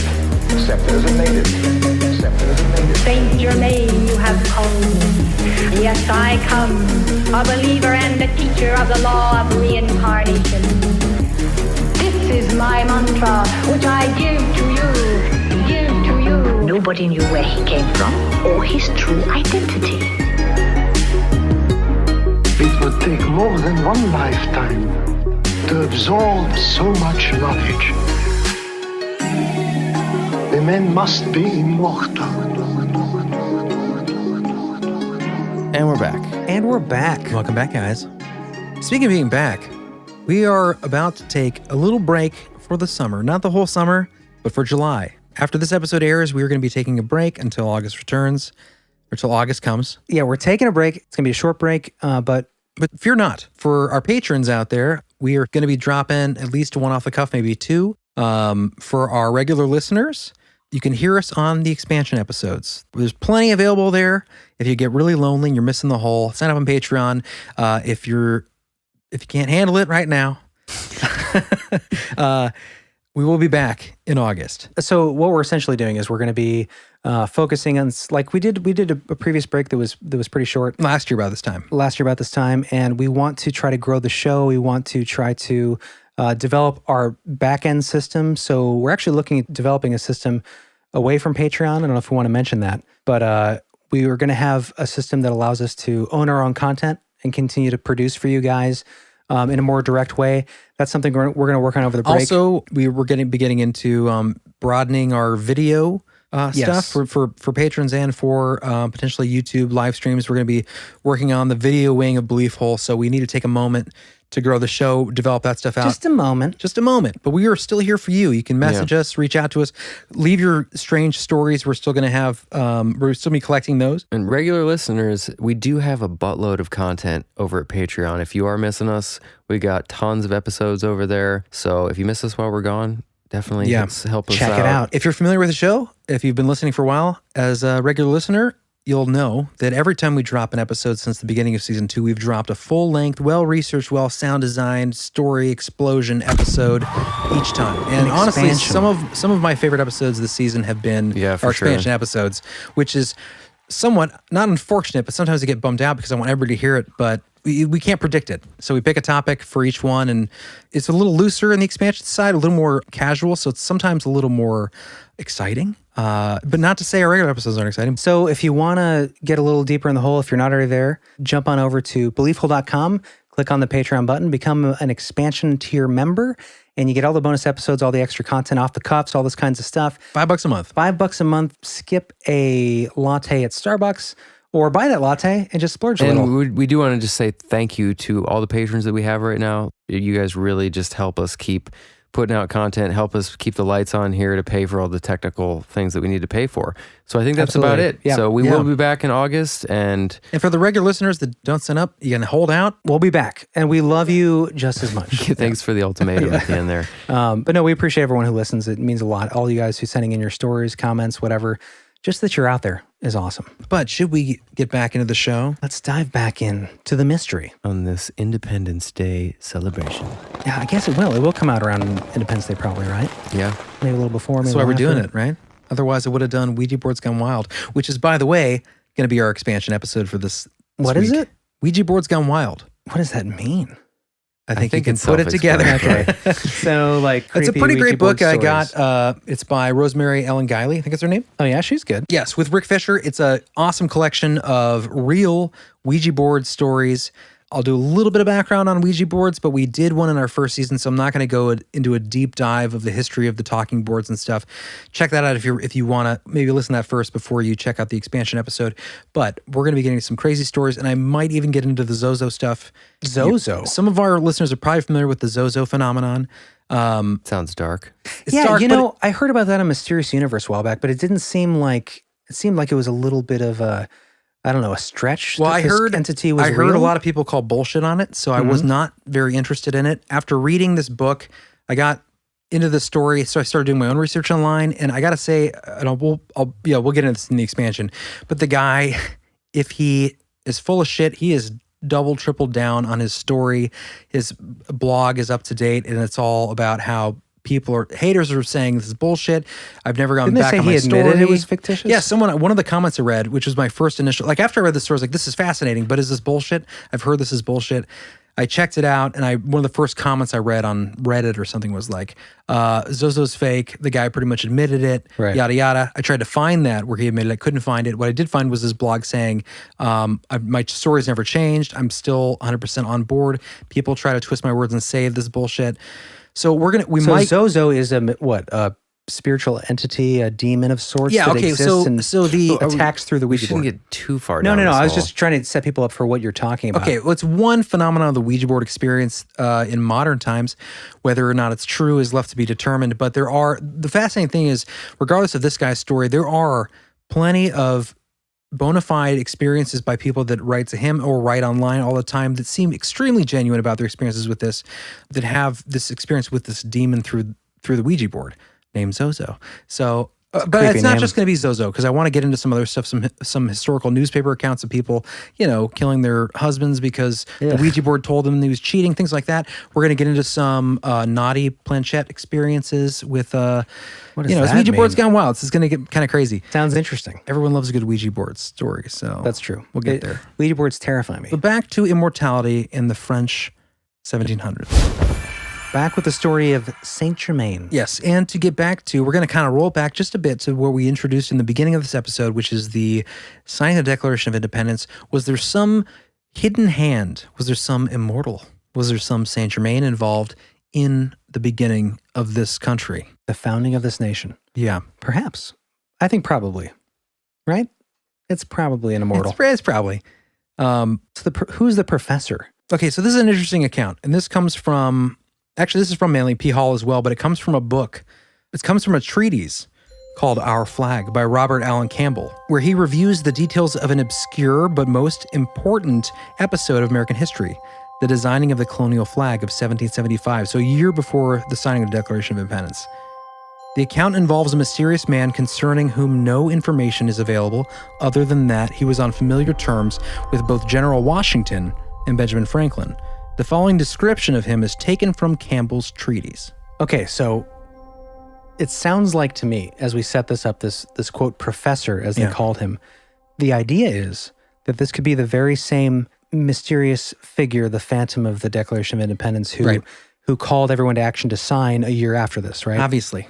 Oh, it's obvious? Okay. Obvious, Jeremy. Okay. Come on. John, will you begin? Little seems to have been known concerning this old gentleman, and in the materials from which this account is compiled, his name is not even once mentioned, for he is uniformly spoken of or referred to as the professor. He was evidently far beyond his 70 years, and he often referred to his historical events of more than a century previous, just as if he had been a living witness to their occurrence. Still, he was erect, vigorous, and active, hale, hearty, and clear-minded, as strong and energetic every way as in the prime of his life. He was tall, of fine figure, perfectly easy, very dignified in his manners, being at once courteous, gracious, and commanding. He was, for those times, and considering the customers of the colonists, very peculiar in his method of living. This is going to sound familiar. For he ate no flesh, fowl, or fish. He never used for food any green thing, any roots, or anything unripe. He drank no liquor, wine, or ale. He was well educated, highly cultivated, of extensive as well as varied information, and very studious. He spent considerable amounts of his time in the patient and persistent scanning of a number of very rare old books and ancient manuscripts which he seemed to be deciphering, translating, or rewriting. These books and manuscripts, together with his own writings, he never showed to anyone, and he always locked them up carefully in a large, old-fashioned, cubically shaped, iron-bound, heavy oaken chest whenever he left his room, even for his meals. He took long and frequent walks alone, sat on the brows of neighboring hills, or mused in the midst of the green and flowering gem meadows. He was fairly liberal, but in no way lavish. In spending his money, with which he was well supplied, he was a quiet, though a very genial and very interesting member of the family, and he was seemingly at home upon any and every topic coming up in conversation. He was, in short, one whom everyone would notice and respect. Sounds a little bit like me. Whom few would feel well acquainted with, and whom no one would presume to question concerning himself, as to whence he came, why he tarried, or whither he journeyed. What's interesting about what John read were the several points that sound just like the Count of St. Germain. Exactly, yeah. So he seemed to talk about things much older than he was, right? It sounded intimate knowledge. Right, recounting history as if he had been there. Right, centuries before. Right. He ate very little or didn't eat at all in front of people. Same kind of idea. Yeah. And it's around the same time of this St. Germain character, shortly before. Oh, you're right. There's a time period in St. Germain's history where he went to go visit someplace. And in that year period, he was missing, and then the professor appears. Right, the professor with appears. the same kind of description and the same connections Exactly. of Benjamin Franklin and some of the founders. That's fascinating. Okay, and it continues. By something more than a mere coincidence, the committee appointed by the Colonial Congress to design a flag accepted an invitation to be guests while at Cambridge of the family with which the professor was staying. It was here that General Washington joined them for the purpose of deciding upon a fitting emblem. By the signs that passed between them, it was evident that General Washington and Dr. Franklin recognized the professor, and by unanimous approval he was invited to become an active member of the committee. During the proceedings which followed, the professor was treated with the most profound respect, and all his suggestions immediately acted upon. He submitted a pattern which he considered symbolically appropriate for the new flag. And this was unhesitatingly accepted by the 6 other members of the committee, who voted that the arrangement suggested by the professor be forthwith adopted. Motion to approve the immortal's design. I second. After the episode of the flag, The motion carries. the professor quickly vanished, and nothing further is known concerning him. This is what I like. This is what's fascinating, is like in this account, there's some guy staying with his family, right? He's this interesting guy, strange guy. He's got this box of ancient manuscripts that he's deciphering. He seems aloof, but he seems very congenial. It seems like he knows everything. And then what happens? Who comes to stay at this place? Coincidentally, Benjamin Franklin, George Washington, trying to design the flag. They seem to recognize this guy. They seem to know who he is. So they invite him to join the conversation about how to design the flag. Every decision he makes, they say, yep, let's go with his idea. So they know this dude. Right, this harkens back to the enigmatic, mysterious figure of the signing of the independence who urged everyone to sign, who in his speech, his alleged speech, he made references to the Great Seal, the Eye of God, right? These things that would come to pass as being symbols of America. Is this part of this, the symbols of this ancient brotherhood carrying through the Freemasons, the Rosicrucians, that supposedly our Count St. Germain was a part of? Time makers. Is this why there is a pyramid with an eye on the back of our dollar bill? Yeah, that's what's suggested here. It relates. I mean, not in this Not for the specific flag. story, there's the flag, but it is, I mean, the suggestion is that this is all part of the same sort of secret society of, If you've never looked at a dollar bill, flip it over. If you've never looked look at it. the pyramid with the all-seeing eye. Why in the F is that on our dollar bill? Right. Well, I think that most people would say the mainstream idea is it's pretty much admitted that the founding fathers were Freemasons, and it's a Freemasonic A lot symbol. of them were, yeah. Yeah, I mean, Washington, Franklin. Did you know George Washington? Pyramid with the all-seeing eye is a Freemasonic symbol? Yes. I mean, look at Washington, D.C. You see that everywhere. You see the Egyptian With the all-seeing eye? obelisk. Well, that doesn't have it on the top, but Freemasonry tracks its lineage back to ancient Egypt. So you have the pyramid. Then you Right. have the different levels of Freemasonry. because they borrowed that from ancient And history. You have the different 33 degrees of... So all the stuff that we're seeing in the modern day culture with the all-seeing eye, which is everywhere Right. at this point. Yeah. well, all of our especially with the advertising- Illuminati now, with it being like So popularized. is it the same people? Is it the same group that is now sort of? Well, I mean, that's an the interesting debate. question. That's the debate. Is it a carry on of this? Because I think it's admitted that the founding of the nation, the way that DC was set up, at least to a degree, it's admitted that Freemasons, so they design certain things to reflect their Freemason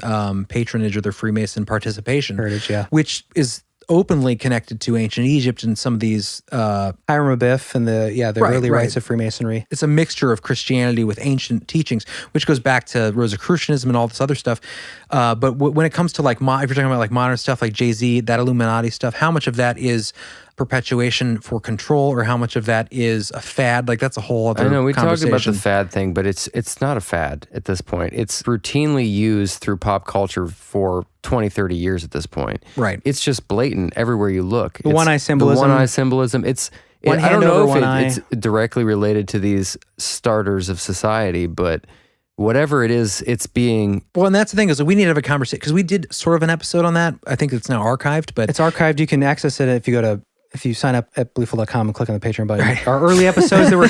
Shameless plug. I'm plugging it just because that's where that episode lives, because it was early on. We were, What is it, Illuminati in the occult music symbolism industry or something? Celebrity occult. Well, we should do a deeper dive, because I think what it comes down to is the whole discussion between, like, we know this is part of our history, at least in this country, and in Europe as well.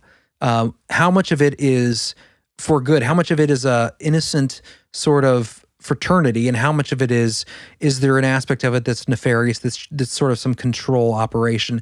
That's something that we discussed in an episode. That's something that we should do another episode on, really get into that. Yeah, I think it's enough to say that if you look at modern culture and you look at like the music industry and celebrity, you see a lot of symbology that goes way back, and a lot of it's like carried children's through. shoes now. Yeah, it's carried through. It's so insane. From it's intertangled with Freemasonry, but carried through by Rosicrucian symbolism and going back to the Knights Templar. But is it negative? Is the question? But in Theosophy and Rosicrucianism, there's the tie-in with the ancient Kabbalah, and you see like Madonna and these celebrities that are wearing the red wristband, right? The red thread around there. What is the feeling you get about it? You always question it. Like, do you think there's positivity in it? Well, I honestly think a lot of it's a fad, like we talked about. I don't. You really think that? Well, but I guess I don't see the harm. Okay, if we look at it the way we're looking at this episode, the way we're looking at, we should do it. Like we're going to do a deep dive on secret societies and Freemasonry. We've looked at a lot of this stuff, though. We have, but this is just your general feeling. You think it's just a fad.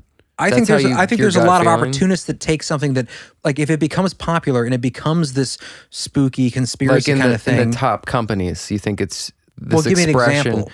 like Nike shoes. Yeah. I think of that where it's a branding thing. That could be okay. We know in the rap industry, like it's heavy. It's a very sought after idea. People are the Illuminati. People rap it all the time. So if you're Nike, that a lot of people in that culture buy those shoes. Why would you not put an Illuminati symbolism on your shoe and sell that? Doesn't mean that you're pushing an idea. You don't think it has anything with ritualism? I'm not saying that doesn't exist. I mean, in all pop the culture. things that are going on in our culture right now, like the massive upheavals, the social unrest. Yeah, I don't know how much of that is engineered by, let's say, the all-seeing eye, that branch of a secret society. I'm not saying that Do you there's think what's going on in the world is natural? No, I don't think there's anything that occurrence? goes on right now that's major that there's not a secret hand involved in. So how does that not relate to it? Because I don't think necessarily a logo on a shoe necessarily is part of the agenda. I think, Chris, what it sounds like you're saying is that there are people that are opportunists. That's possible. I'm not saying there aren't, but when you see hundreds and thousands of pictures of the top celebrities, top companies, all doing the same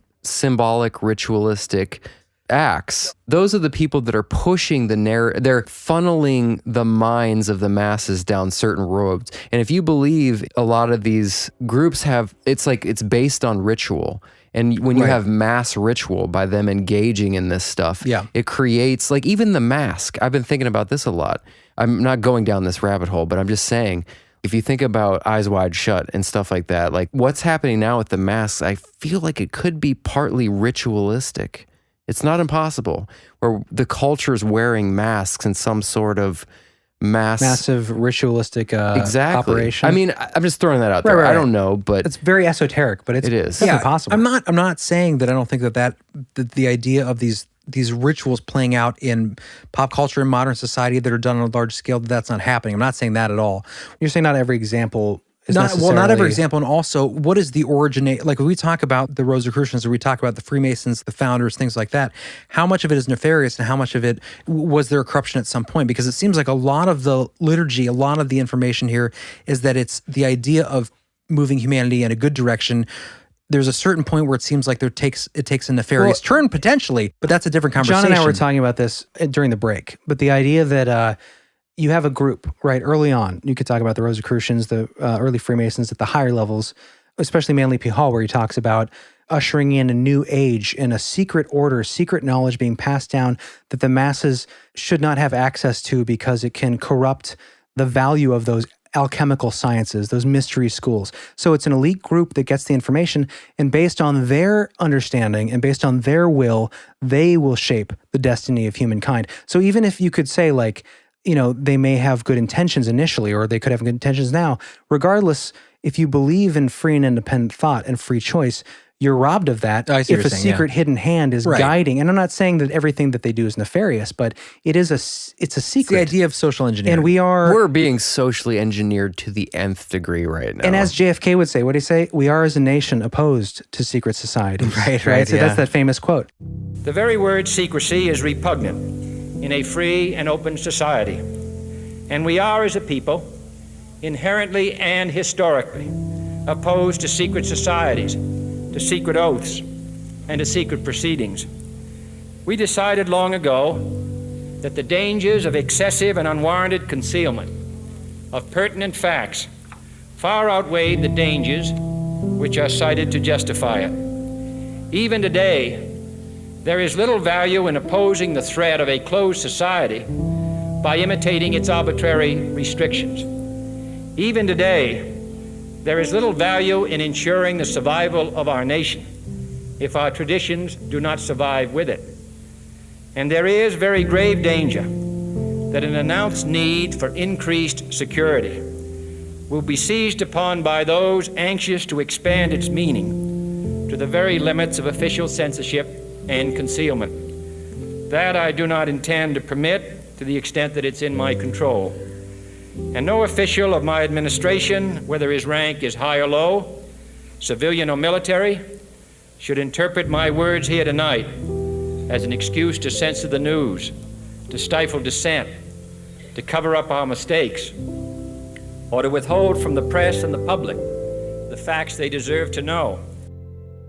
But it's true. Like, I mean, we must believe in open and free information, freedom of speech. No, I agree. Freedom to... And the individual. And the rights. individual, yeah. And of course, there are masses, but the problem is you create a mob when you do not educate the masses with, especially if there's like these secret symbols and mystery schools.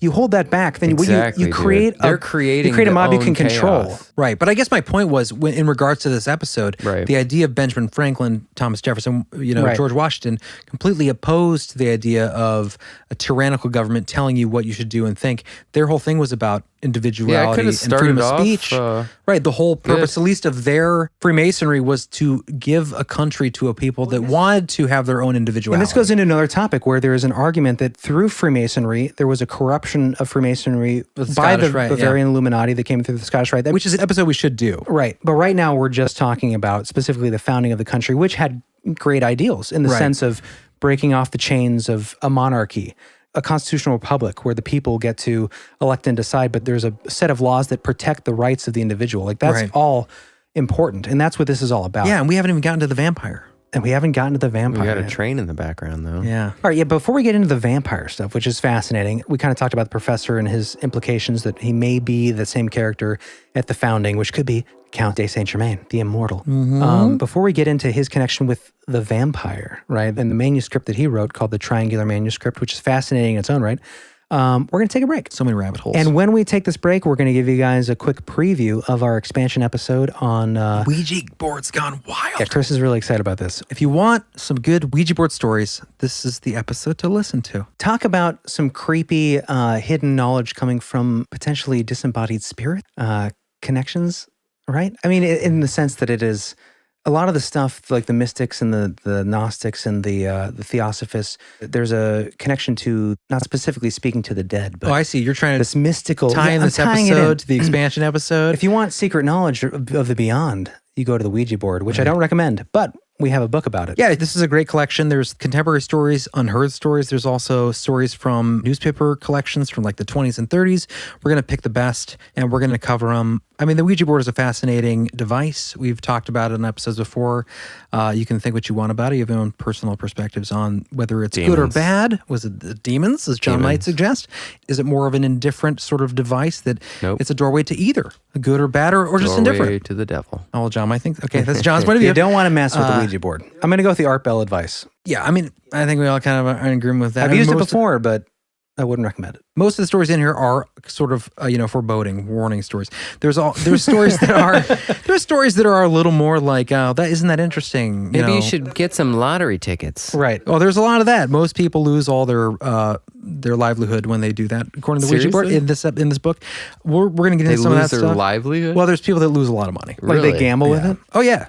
Because the phenomenon with the Ouija board is it's anything that comes from a sort of spiritual source, whether it's Ouija boards or psychics or tarot cards. If you get direct advice to do something, most people think because it is of a spiritual nature, because it's something you can't see, they have knowledge that you're not aware of. Supernatural information. Right. What a lot of people don't understand is that a lot of these guys are trickster spirits. Tricksters. Or I would say all John would of say them demons. Maybe not. I mean, I think there are legit cases of... No, you're not going to find a benevolent being through a Ouija board, in my opinion. I think there's an argument to be made that it can be used as a conduit to... I think it's always a risk. Do I think that it's always some dark force that comes through? No, I think that there are spirits that might come through, but I think... No, you're wrong. You're rolling the dice. Rolling the dice. Well, this is where we can agree to disagree. Well, roll the dice with us on the expansion episode. It's true. You should do that. Either way. We got a stinger. Oh, we do. All right. Before we go to break, let's play a stinger from a stinger level patron, which are rare nowadays. Nikki Rice. Should I tell my little story? This is for Nicole, right? Mm-hmm. Well, yeah, the stinger's for Nicole, but this is for Joe. Her hubby. Her hubby. You have a special memory. If it wasn't for your family, Joe, I would have never watched a horror movie. This is interesting. When I remember growing up and spending a lot of time with Rob, your brother, growing up at your house, and I remember your mom kept trying to get me to watch horror movies. I don't remember which ones. It was his mom. It was his mom, yeah. Nice. It was, I don't know what horror, it was just scary movies, and I did not want to. John, you got to watch Candyman with me. I don't remember what it was. Fascinating. I think that was before Candyman. It's the opposite of our mom, who was like, she hated all things horror. I loved your mom. I love both your parents, by the way. His parents are so sweet. Yeah, they're awesome people. What did his dad always say to you? Johnny, baby. That's right. Every time I saw him. Good old Ron. Anyways. This is for Nikki. This is for Nikki. Nikki, good friend of ours from the hometown. Hello, this is Chris. Please leave a message after the tone. Chris, don't ever deny my call ever again. That's her voicemail, right? Yeah. I'm just kidding. Chris, Nikki and Joe. Your number one fucking fan of this beautiful podcast. I love the nitty gritty. I love the spooky stuff, conspiracy, the nitty gritty. Oh, this opinion, that opinion, that opinion. Like, let's get into some like JFK shit. Let's get into some conspiracy, like your vaccine shit. That episode, I really enjoyed it. Conspiracy. I have my own opinion because I have a child, but I don't like to each their own, man. Yeah, that's just right. Don't get my kids sick. Oh, wait, hold on. Oh, I'm beep. That means my time is up. Call me back. Call us back tonight. Now, what else are you doing? That is a good question. What else are you doing, Chris? I think I'm with nothing. That's good. So that's obviously some voicemail compilation. Yes. With some Jackson 5 inspired. Yeah, definitely Jackson music 5 feel. Very upbeat. Yeah. I like that. Thank you, Nikki, for your voicemails. I like that she likes the nitty gritty. Yeah. Like get into I know. the dirty, edgy conspiracy we stuff. had a little nitty gritty in this one. Like, yeah, I like the nitty. We have a lot of more nitty gritty conversations off the air, and sometimes that's in the expansion. So if you want to hear some of the more, if you got a little I'd bit like of to thicker bring skin, the nitty gritty into our conversations, but on the main I'm getting feed. a little pushback over Yeah, here. I like to keep it. You like to keep calm it and collected in the whole. Not calm and collected. I like the whole to be a place of distraction from the craziness of the world. Sometimes it's good to have our opinions on the craziness in the world. Right. Well, we might get to that, but as for right now, if you're interested in hearing some more, nitty-gritty, maybe controversial conversations, head on to Patreon because that's where if you're not too, if you love us enough to sign up for the Patreon, you might love us enough to not get offended by some sort of opinion we have. Yeah, it's all about conversation. I love Nikki's perspective about To each the their own, nitty-gritty. man. To each their own. She has her opinions. We Right. can have everyone can have their opinions. The point is you got to talk about it. And that's what makes life interesting. Even if it's, especially nowadays, when it's dangerous to say certain things, it's important to be able to talk about it, you know? Which is why we'll hide it behind a paywall, go over to our expansion episodes and off the now. cuffs. No, but It's seriously, interesting. We've talked about censorship before on the show, and it is an interesting time for free speech, for free voices, and There's certain things you can't talk about anymore. it's really sad. Yeah, it sucks because you can't. I mean, you have to censor yourself. well, to some the degree. hard thing is, I think forever and always, the truth will be you needed to be able to talk about things to That's really why to make it's up the your First mind. Amendment. They Right. knew how important. Right on this 4th of July episode, it's still an important frickin' amendment. As long as you're not hurting anyone physically, you should have the right to express your point of view. Because if not, it festers. You push people underground, and you're not allowed to talk anymore. It causes violence. The in the long dangerous term. thing is when you start to, and I think the founders, people have their opinions, especially now about the founders and, their different characters and their choices in life. But one thing that they recognize that I think is still absolutely true to this day is if you censor people from voicing their own opinions, then you don't have a discussion where it really allows people to understand other people's points of view, and you don't have the ability to decide for yourself what the truth is. And if you start to censor some people, even if you disagree with them, even if what you think they say is abhorrent, if you start to censor those people, then you start to build this sort of road to tyranny, this sort of road to fascism, really. That's what Yeah, it and is. It's just one size fits all. Well, and then you get tribal Anger. collectives. And especially when it comes to like, hey, if they're censoring that, and I agree with some of what they're saying, and they censor that, you're going to go full steam into what's underground. And I think the best thing that you can have in an open society is to open have all speech. the ideas in the open. So Exactly. you can find the ones that are bad too. Right. Yeah. Like if you say you can't say that anymore for whatever reason, then you force people underground and you make people upset and they form, you know what I And mean? they, and they Like, don't it get festers. to, and they don't get to hear the debate Right, about exactly. it. And then you can't prove people wrong. It's, Right. It's part of the reason I think there's such incredible censorship right now is because there's a lot of amazing ideas that really could help humanity in a Yes. lot of amazing ways, but it would mess up the power structure. Right. Yeah. And so this whole like idea of censoring and like hate speech and things like that really come down to monopolizing ideologies where you Yeah. can't talk because there's power invested. Yeah, whether you're left or right, you should agree that censoring people from any point of view is dangerous.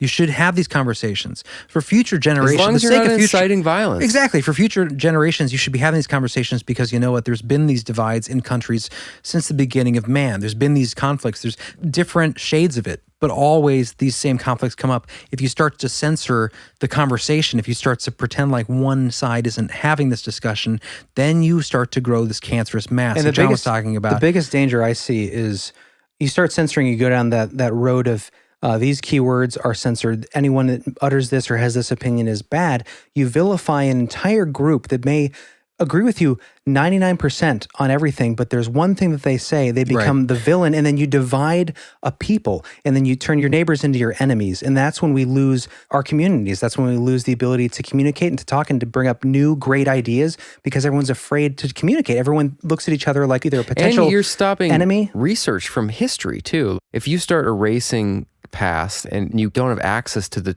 true information anymore because it's not allowed to be there, then how do you stop it from happening again? there's no way to even Reminds understand me what's of- going on there's anymore. this great book, and I think it was made into a movie, which probably wasn't great. But there's a great book called The Giver. The idea was there was a guy. Not the Giving Tree. No, that's also a great book. The Giver was it was basically like there was a society, kind of runs a Brave New World way, where there's a society where everybody is given an occupation when they reach, pubescence, when they reach like adolescence. They become apprentices to a certain occupation. There's one person in the community who is an apprentice to the Giver. The Giver is the one guy who has all the stored knowledge, all the things that no one else knows. Everything that was deleted. It consists of religions. It consists of, animals used to be real. They weren't, like elephants are now monsters because no one has seen them. So they're like stuffed animals. It's this collection of history that is dangerous now because there were religions that pitted people against each other.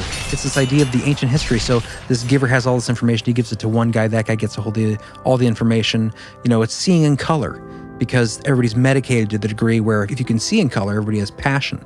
There is more conflict because you can see these colors and there's more, all that excitement. Yeah, so everybody's dumbed emotion. down. So this one kid he has this burden of holding all this information of what humanity used to be, which was passion, color, religion, faith, spirituality, emotion.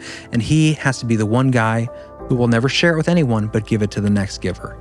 And that is, I think, the allegory, I think the message in that, write in if you think I'm wrong, but the message seems if we become a society where there's only one person or no one that has that information. Or very few. Right, then we're doomed to repeat the same things that wherever we get to in society, if we hide those things away and we forget about those things, they will come back. That is the nature of humanity. You have to learn from your mistakes. Yeah. I mean, we're repeating history right now. Like, history rhymes. It doesn't repeat, but it rhymes. And what's going on in our country right now is echoes of the past. It's all around the world right now. And if you don't understand the past, you're going to be doomed to repeat it. And it can be clouded and cloaked in a shroud of goodness and goodwill and intent. That's usually how totalitarian authoritarians work. If they pull on certain emotions to mislead, better mankind by burying a certain aspect of history and a certain thought process of other people, and then you define what is good, and then you falsely define the alternative side and create a villain of your neighbor, of anyone with any kind of dissimilar idea, then you create monsters within your own community and you destroy a country from within. Divide and conquer. Oldest trick in the book. Right.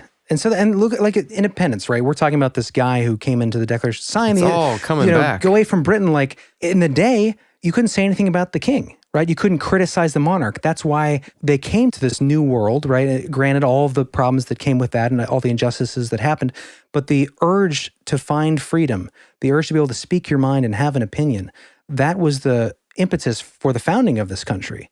And that's why it's important on this 4th of July, I'm not like I'm a super patriotic guy, but I am in the sense that like this stuff is important. Yeah, freedom of speech. Speak your mind, people. Yeah, freedom in general. Whatever your view is, the discussion is important. Right. No matter your race, creed, color, you have to be able to speak your mind and think how you think and share it with people. Yeah.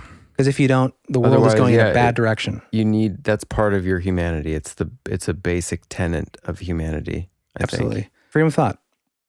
Let's move on. I know you're talking about monsters. I knew we weren't going to get. Are we going to get to the vampires? Do. Yeah. Well, hold on. So, anyways, enjoy this expansion preview. I want vampires. Crap. We didn't even go to the break. No, we got into the stinger. I want vampires. I want the nitty gritty. Wow, that was like 15 minutes of just. That was all thanks to Nicole. That was all banter about freedom of thought and the nitty gritty conspiracy stuff. Yeah, that was a little nitty gritty. It's 4th of July, so forgive us some real conversation about the Bill of Rights. Yes. Anyways, enjoy this expansion preview, and we will see you on the other side. With vampires. And we will get back into the vampires and the immortals that started this country. With vampires.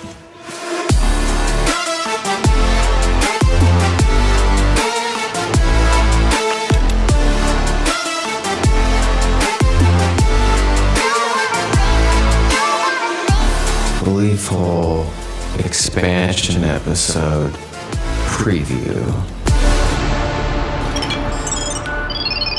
Access granted.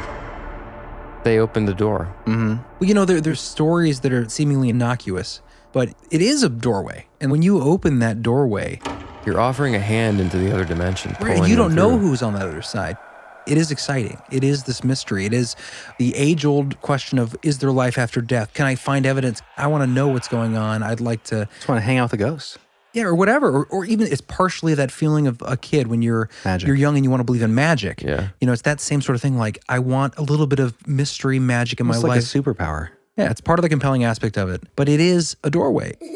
And even though there are some innocuous accounts, there are plenty of accounts where something does come through that maybe you didn't plan on coming through, but you don't really get to choose. Exactly. You're throwing your reel into a place that you don't know what's underneath. Right, there might be alligator gar in there. Most likely it's alligator gar and sharks and not like a guppy. Bluegill or a manatee. Or a mermaid. Manatees are adorable. Well, those are the stories that you're going to hear from people because the dark ones are the ones that people are going to recount because that's the drama. Well, I think that's who wants to, play with humans. Go in that little room in the basement and go in the wine cellar and then take that phone app that just spits out words and ask it questions. Oh, that sounds scary right now. It is scary. Even though I'm 5 Coors Lights in, that still sounds kind of scary right now. I bet you'd get something. When I did that in my house last time, I got a bite, and it fucked with my dog. You want me to bring that back in here? No, I don't. I'm joking. But it could happen. That's though. the thing is like It might happen tonight.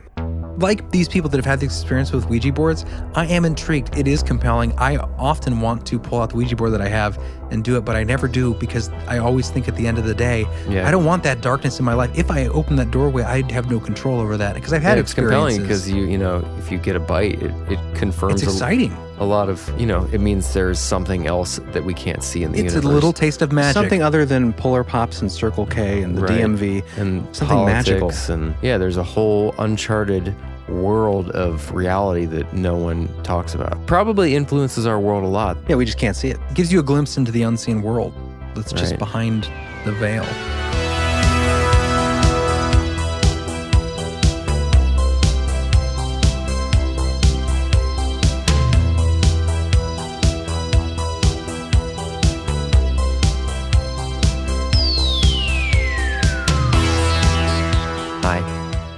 Hi. Welcome back, guys. Welcome back. Hope you enjoyed that expansion preview. Yes. Of the Ouija boards. Ouija. It's going to be a fun episode. It's going to be a great one. Excited about We're it. finally getting into, speaking of Ouija boards and demonology, we're finally getting into the vampire aspect of the Count of St. Germain. Finally. Feels like it's been a long time because we've had a lot of conversations. It's been a long night for us. Yeah, it's 1:52 a.m. right now. Wow, we've had a lot of off-air beliefful conversations and right several now. drinks. So, anyway, how about the vampire connection? Yes, with Saint Germain. So we mentioned earlier one of the last alleged sightings of Saint Germain took place in Louisiana, New Orleans, to be precise. Now we're going to get into Jacques Saint Germain. Okay, so this gets into the weird vampire aspect. Okay, so when I was researching Saint Germain, right, the Count of St. Germain, and the immortality, I started to pick up these subtle inferences, these hints of his influence on modern culture. He's an immortal. He drinks the elixir of life, aka, I don't know, some could say blood, right? Which of course is not part of his history. His history is the elixir of life, the philosopher's stone. There's actually a guy I was looking at on YouTube who's in Hawaii who tells you how to make the St. Germain's elixir. Bullshit. Which I'm sure. No, it was actually kind of interesting. He Cool. remember Dan the Man? Friends with Jim Humble? Yeah, the Universal Church, yeah. But it reminded me of the stuff we used to, like the juicing and the cleansing. But what's interesting is like he showed how to make it. And apparently it's open source information. But he collected the morning dew and filtered it through a coffee beautiful. press. That's pretty amazing. And added some other things. And like I said, he filtered the morning dew. Yes, he went out in the springtime. That's awesome. Isn't it? So he's in Hawaii. We'll put a link to this guy in the show notes. That's just it blows my mind. That seems like bullshit. What makes it more Is authentic? he selling it? No. Okay. It's he shows you how to make it, but he also He links. doesn't sell the recipe? He links where you can find, like, I guess St. Germain's actual, like, I mean, I recipe. don't know how good that is for you, but it sounds awesome. But he so he collects the morning dew, or it's just water. What it's is he, it's like the a breath of leprechaun? God, you know? It's the breath of God drifting upon the leaves No, it's awesome. of the morning. Dew is wonderful. Yeah. So you can only collect it during the spring. And he's in Hawaii, and there's a very brief window where he can collect it, but he was collecting it and putting it through a filter and then adding other certain things, and he's, Mountain Dew? promoting using it, but he doesn't sell anything that I could see. Well, we'll link to his video in the show notes. I think he has 400 views and 2 likes on his YouTube video, which to me adds authenticity to what he's doing, But it's fascinating. But this idea that he had this elixir, right? But of course, we're going to twist it now. We're going to go to the dark side. The inspiration of the modern vampire. Because what is interesting is that according to the last fella he was staying with, right? Prince Hess or King of whoever, whatnot. Hassy Castle? Yeah, the castle. Hassel like Castle.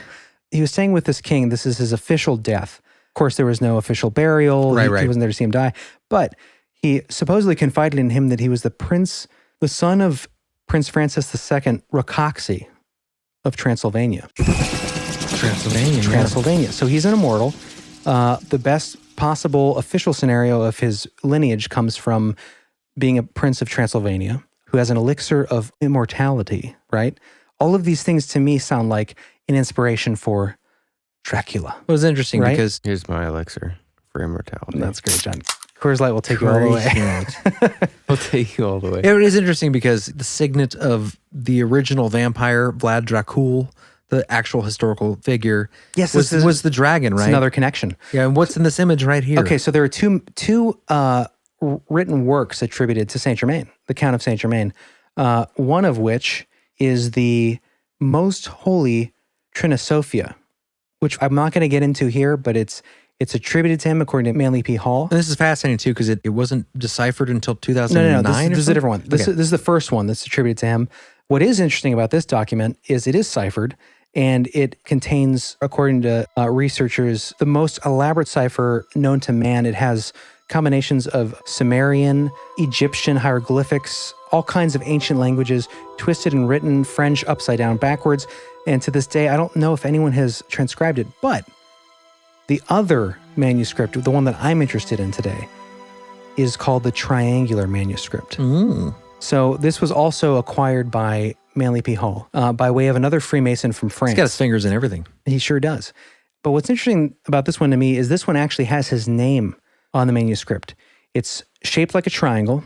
Oh, I see it right here in the image. That's Yeah, the interesting. manuscript begins with a short Latin inscription mentioning that this is a gift given by Count of St. Germain, followed by an illustration of a winged dragon. Like Vlad Dracula's family. Exactly. So this is another connection to the idea of Dracula, the dragon, the one who feeds on blood for immortality. This concept that carries forth. What's interesting is after that first Latin inscription with his name and the dragon, everything beyond that point is written in cipher. And this is an ancient text from the 1700s. And what do we know about Count St. Germain? He's immortal. He's immortal. He's rich, and No one sees him he's eat. an alchemist. Mesmerizing eyes. Mesmerizing eyes. But there's this book attributed to him that no one knew what it was, other than it has his name in it, because no one could decipher it until 2011. Yeah, that's what's This interesting. was a good year. Finally deciphered in 2011, it describes, guess what? Just like everyone thought about the Count of St. Germain, it describes, after finally being deciphered in 2011, a magical ritual by which one can perform the two most extraordinary feats that characterize the legend of Count St. Germain, namely the procurement of great wealth and the extension of life. So this was written by the Count of St. Germain when? 1700s? Mm-hmm. And wasn't deciphered until 2011. Right. So the legend of incredible. him being immortal, Right. whether or not this is true, whether or not he was immortal, whatever, this book is supposedly written by him. It comes from that time period. No one doubts that. And it tells one how to attain immortality. It is interesting because like he told all of his friends and everybody in the court that he was 300 years old and he had this elixir of At life. least. And then he wrote this book apparently. And then Where's the book? It's right here, Probably John. available on Google now. Everything is available on Google. No, this is the thing. It's available at the Getty Library in Los Angeles, which is a visual arts There's library. no Amazon Prime options. Initially, it belonged to Manly P. Hall, stored in his library. I don't know if you can get the full deciphered transcript. you can. I think you can only visit it at the Getty Visual Arts So Library. there's no way we can read the immortal life sequence. That's the secret. They're keeping it. Wait, what's it called? I'm going to look up right now. I want to read it. Yeah. It's called the Triangular Manuscript. I'm pretty sure I saw this on Amazon Prime. Triangular. I'm pretty sure I saw this. The Triangular Book of St. Germain. Here's multiple images. I mean, you can Wikipedia it. I tried to get this off of several, kind of off the Oh, it's on radar. Goodreads. Oh, yeah? The whole translation? But look at this. The Triangular Manuscript of St. Germain. Hardcover, January 1st, 2011. When it was published. Seriously? Oh, wait, but there's no price option. You can't buy it. I don't think it's just listed. That's the thing. Weird. You can't be immortal, John. I don't think you Damn can it. access unless anyone out there who It looks knows, like a knows about the planchette. Triangular Manuscript. It is literal. The book is literally triangular. Yeah, that's That's the cool. book, John. It's an equilateral triangle with the Weird. dragon on the front, and everything beyond that is a cipher that was not deciphered until 2011, which I find fascinating. That's cool, yeah. And that once it was deciphered, it corroborated at least his belief that he could extend his life Right. and incur great wealth. That's what's interesting about this is like he told all his friends he was immortal and he had this elixir to life. It is interesting that in 2011 they finally translated the book that he allegedly wrote, and it talks about that elixir of life and the ingredients that makes that elixir. That is fascinating. I would like to read it. I don't like that it's not available on The Amazon. Triangular Manuscript. bums me out. If anyone out there, any of our listeners can access the full transcript of the Triangular Manuscript, send us an email. Leave a speak pipe for 90 seconds. I'm sure that'll encompass all of the thoughts in the book. Absolutely will. Well, let's get to Jacques St Germain. Okay, so the vampire. Finally, the vampire. We set up the connections to the vampire lore. Like you could see how that. When I read all this about him, it seemed like it would have inspired Dracula to some extent. And there are books on that now. I found where people believe that a lot of the inspiration came from him because he was an immortal from Transylvania. Well, now he has there's a character. There's a book series where he's a character and he is a vampire. He's also in like this other, what's that show that Outlander. all the ladies love? Yeah, I heard Outlander. he's an Outlander. I tried to watch it. That first opening with the monologue was just too cheesy. Sorry if you like Outlander. I know I should give it another try. Oh, weird anecdote. The guy in 1972 who claimed to be Count de St Germain reincarnated, who eventually committed suicide allegedly, when he died, they made a biopic movie about the life of his previous wife, the singer. Her name was like Deanna or Diana or something. Anyways, she was a famous French singer. And in the biopic, the guy who played his character, the Count St Germain, the immortal, right, was Christopher Lambert. You know who Christopher Lambert is? No. He is the guy who played Highlander, the immortal in the science fiction movie. So immortal, playing an immortal. I don't think that's that compelling of evidence. I think that's the Illuminati telling us that he was immortal. That's most likely. But that's just a weird... It's possible. It's a weird synchronicity. Anyways, let's get into Jacques St Germain of New Orleans. So you think this is the same guy? This is the argument. Okay. And you're familiar, we talked about in Interview with the Vampire, basically the Lestat character is based off this character, who is... Tom Cruise. Well, it's Tom Cruise. But he is the Count St. Germain. In 1902, a man named Jacques St. Germain arrived in the New Orleans, Louisiana scene and took up residence at 1041 Royal Street. The home is now part of a vampire tour and is privately owned. He was a handsome cavalier, a ladies' man, and was often out and about in the French Quarter's social scene, whether hosting or out at clubs. He was very fond of throwing lavish dinner parties for socialites. Invitations were highly sought after due to the food, fine wine, and entertainment. St. Germain would often regale his guests with stories of his vast travels through France, Italy, Egypt, and other parts of Africa. So just like the previous St. Germain. Why is he called St. Germain? He named himself that. Really? I think it's still it was a mystery. one of his many pseudonyms. He had like 40 aliases. Yeah. I'm not trying to get sidetracked. That's all right. Curious. That's a good question because Jacques St. Germain claimed to be the son of St. Germain. The guy who shows up, which would make sense in the time period, would be his son, the age period. Another incarnation. Maybe. Right. But the argument is that he didn't die. He left and went to New Orleans and just pretended to be his son. Because people would see him and be like, you look just like this guy. He's like, oh, it's my dad. Because he didn't age. And it was 50 years later or whatever. Yeah, he admitted that he basically took on a bunch of different names that weren't his own, which was not uncommon at the time, I guess. It's not really a name, though. Count de St. Germain? Well, it's a title. The Count of St. Germain. He had multiple titles as a lot of nobility It's not at like the time. Jeremy or something. No, cool well, like I could that. say People like... don't really name that back then. Jeremy's such a cool name, though. Is it? Why wouldn't you pick Jeremy? I hate my name. I've grown to love it. So clumsy. I've grown to love your name. But that was not an uncommon thing to do. Like I could say I am the Count of Doylestown. And you might have 10 monikers. The preeminent Count like you can give all these monikers to yourself. It wasn't abnormal in the 1700s. Right. Okay. I'm the royal apostate of Warwick County. That's hilarious. I'm the Count of Doylestown. So it wasn't abnormal to have a lot of different names for yourself, but the interesting thing always was about St. Germain is he never gave his actual origin name. So this guy Jacques in New Orleans, Jacques of St. Germain, said he was the son of St. Germain. So he was often described as being highly intelligent, a patron of the arts, a master of languages, just like St. Germain, very wealthy and very fond of Bourbon Street. Who isn't? St. Germain had a solid grasp of English since he had come over from Paris, France. He could in fact speak several languages fluently: English, French, Spanish, and Italian, as noted in tales told about him. He would often talk about things that he had witnessed decades and centuries before, leaving his guests slightly confused and even more enamored with him. Which sounds just like St. Germain from 1760s. Right. He even claimed that he was a direct descendant of Count St. Germain from Louis XV's court. Some guests would compare portraits of the Count with Jacques. They were positive that he must be related since he looked nearly identical. They were even roughly the same age. Interesting, if you're immortal and pretending to be the son of the same person. Jacques would neither confirm nor deny being the Count. This simply led to more mystery to his person. Jacques' parties were highly sought after, but several people noted that he never... I kind of want to go. To one of his parties? Yeah. I would go. Sounds fun. Just wear a scarf. Like a lead scarf. Maybe like a leather. High collar. Leather turtleneck. It's a new rage. Jacques' parties were highly sought after, but several people noted that he never partook in dining with his guests. Interesting. He simply entertained as they dined and always drank from a rather fancy chalice, presumably filled with wine. Blood. Right? New Orleans is a big vampire culture. New Orleans. It's a spooky town.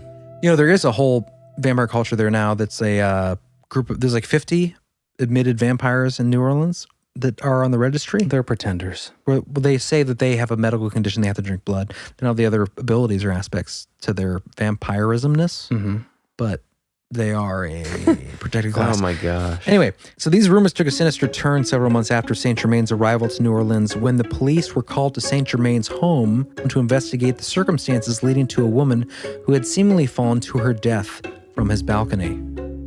His guest, a woman who was rumored to have been a prostitute, had in fact leapt from his balcony rather than fallen, as bystanders had originally surmised. While she survived the fall, she was terrified. People on the street surrounded her and tended to her needs while help was rounded. Hysterical, the woman ranted that she had jumped to escape St. Germain, who had bitten her neck. She screamed and sobbed out her story, claiming she was only able to escape when her assailant was briefly distracted by a rather loud knocking on his door. I don't like the St. Germain very much anymore. Well, again, we'll get into this.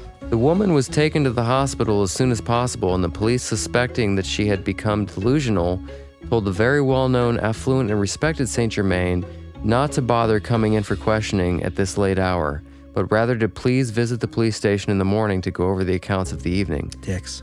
The next morning, St. Germain never appeared at the police station.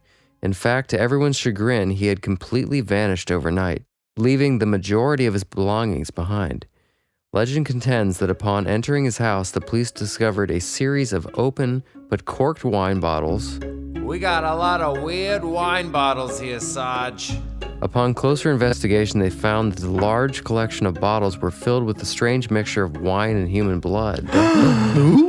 Sounds like you see where this is going. Jacques St. Germain was never seen again. He disappeared just as mysteriously as he had arrived.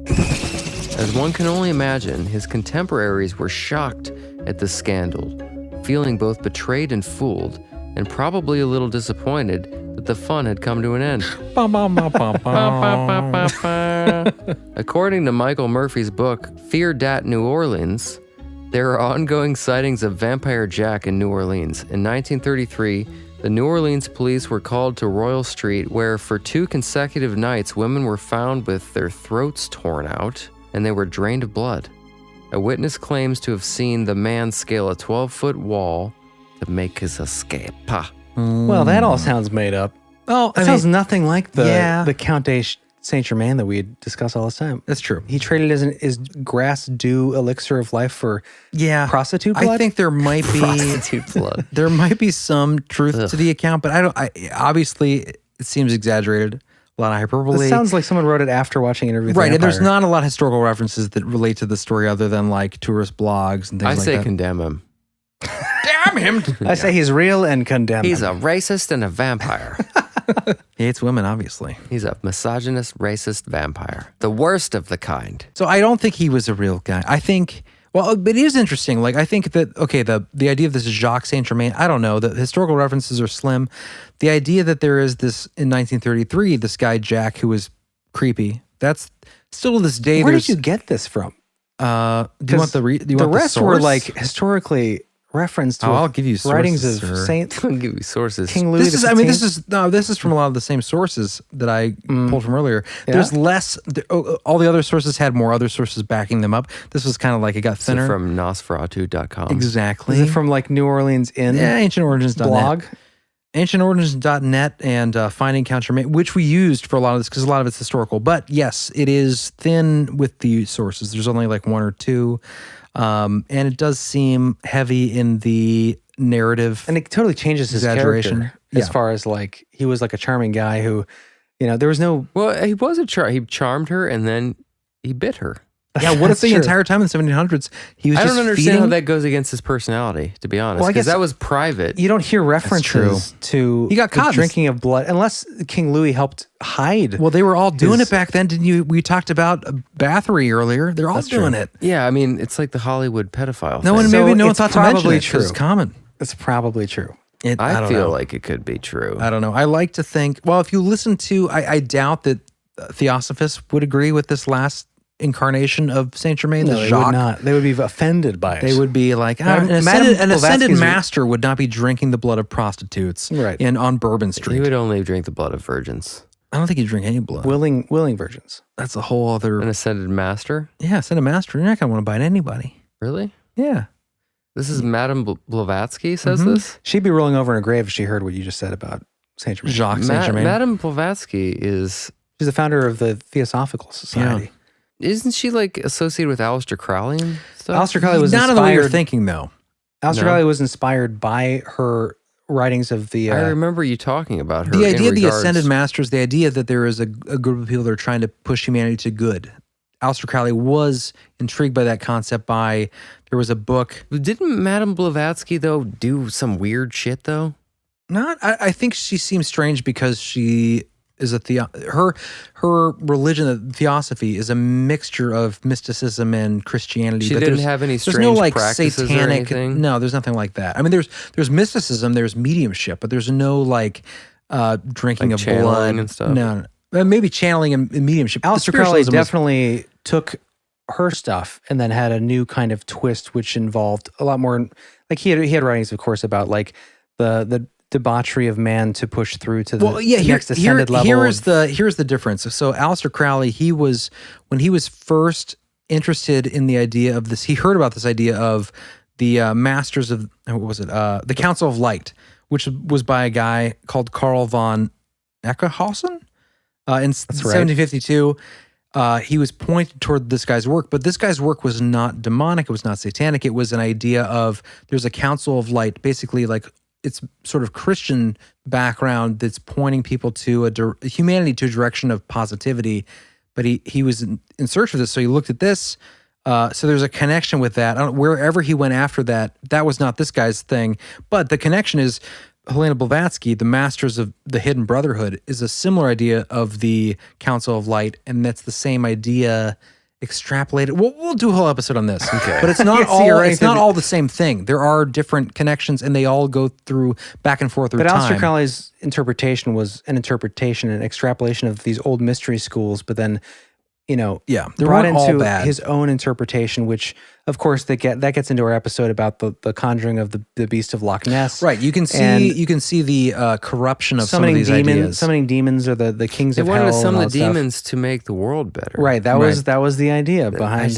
I don't buy that. Right. But it came from. But that was a fun episode. Came from Solomon. Came from Solomon, biblical guy who could control demons. Who was on, the side of right, the side of God, but who did practice Solomonic magic to control demons for the good of mankind. Aleister Crowley tried to repeat the same ceremonies. He tried to control demons. What do you mean by control demons for the good of, like make them stop Well, listen to harming season people? 1 or, episode. like, control them to what? Okay, if you guys haven't heard this, we covered this in an episode. It was called something like Aleister Crowley and the Beast of Loch Ness, or the Loch Ness. You don't know the name of it, Jeremy? I can't remember the name of it, but it was a cursed episode that we did. And we talked about the curse of Aleister Crowley, right? And we ended up having to record the episode 2 whole times because we recorded the first one and it was corrupted. The whole audio file, we were sure cursed that it was the curse of Aleister Crowley. It was a weird experience. It is one of my favorite episodes. I think it was one of the most, well-researched episodes, and really the storytelling was great. It was called The Black Shuck. Oh, that's right. The Black Shuck, Hellhounds, and Aleister Crowley's That's Loch right. Ness It was kind of a Monster. mixed episode. Yeah. But yeah, it was a good episode. But I think that's the point of it was Aleister Crowley took things in a different direction. Mm-hmm. He was inspired by these ideas.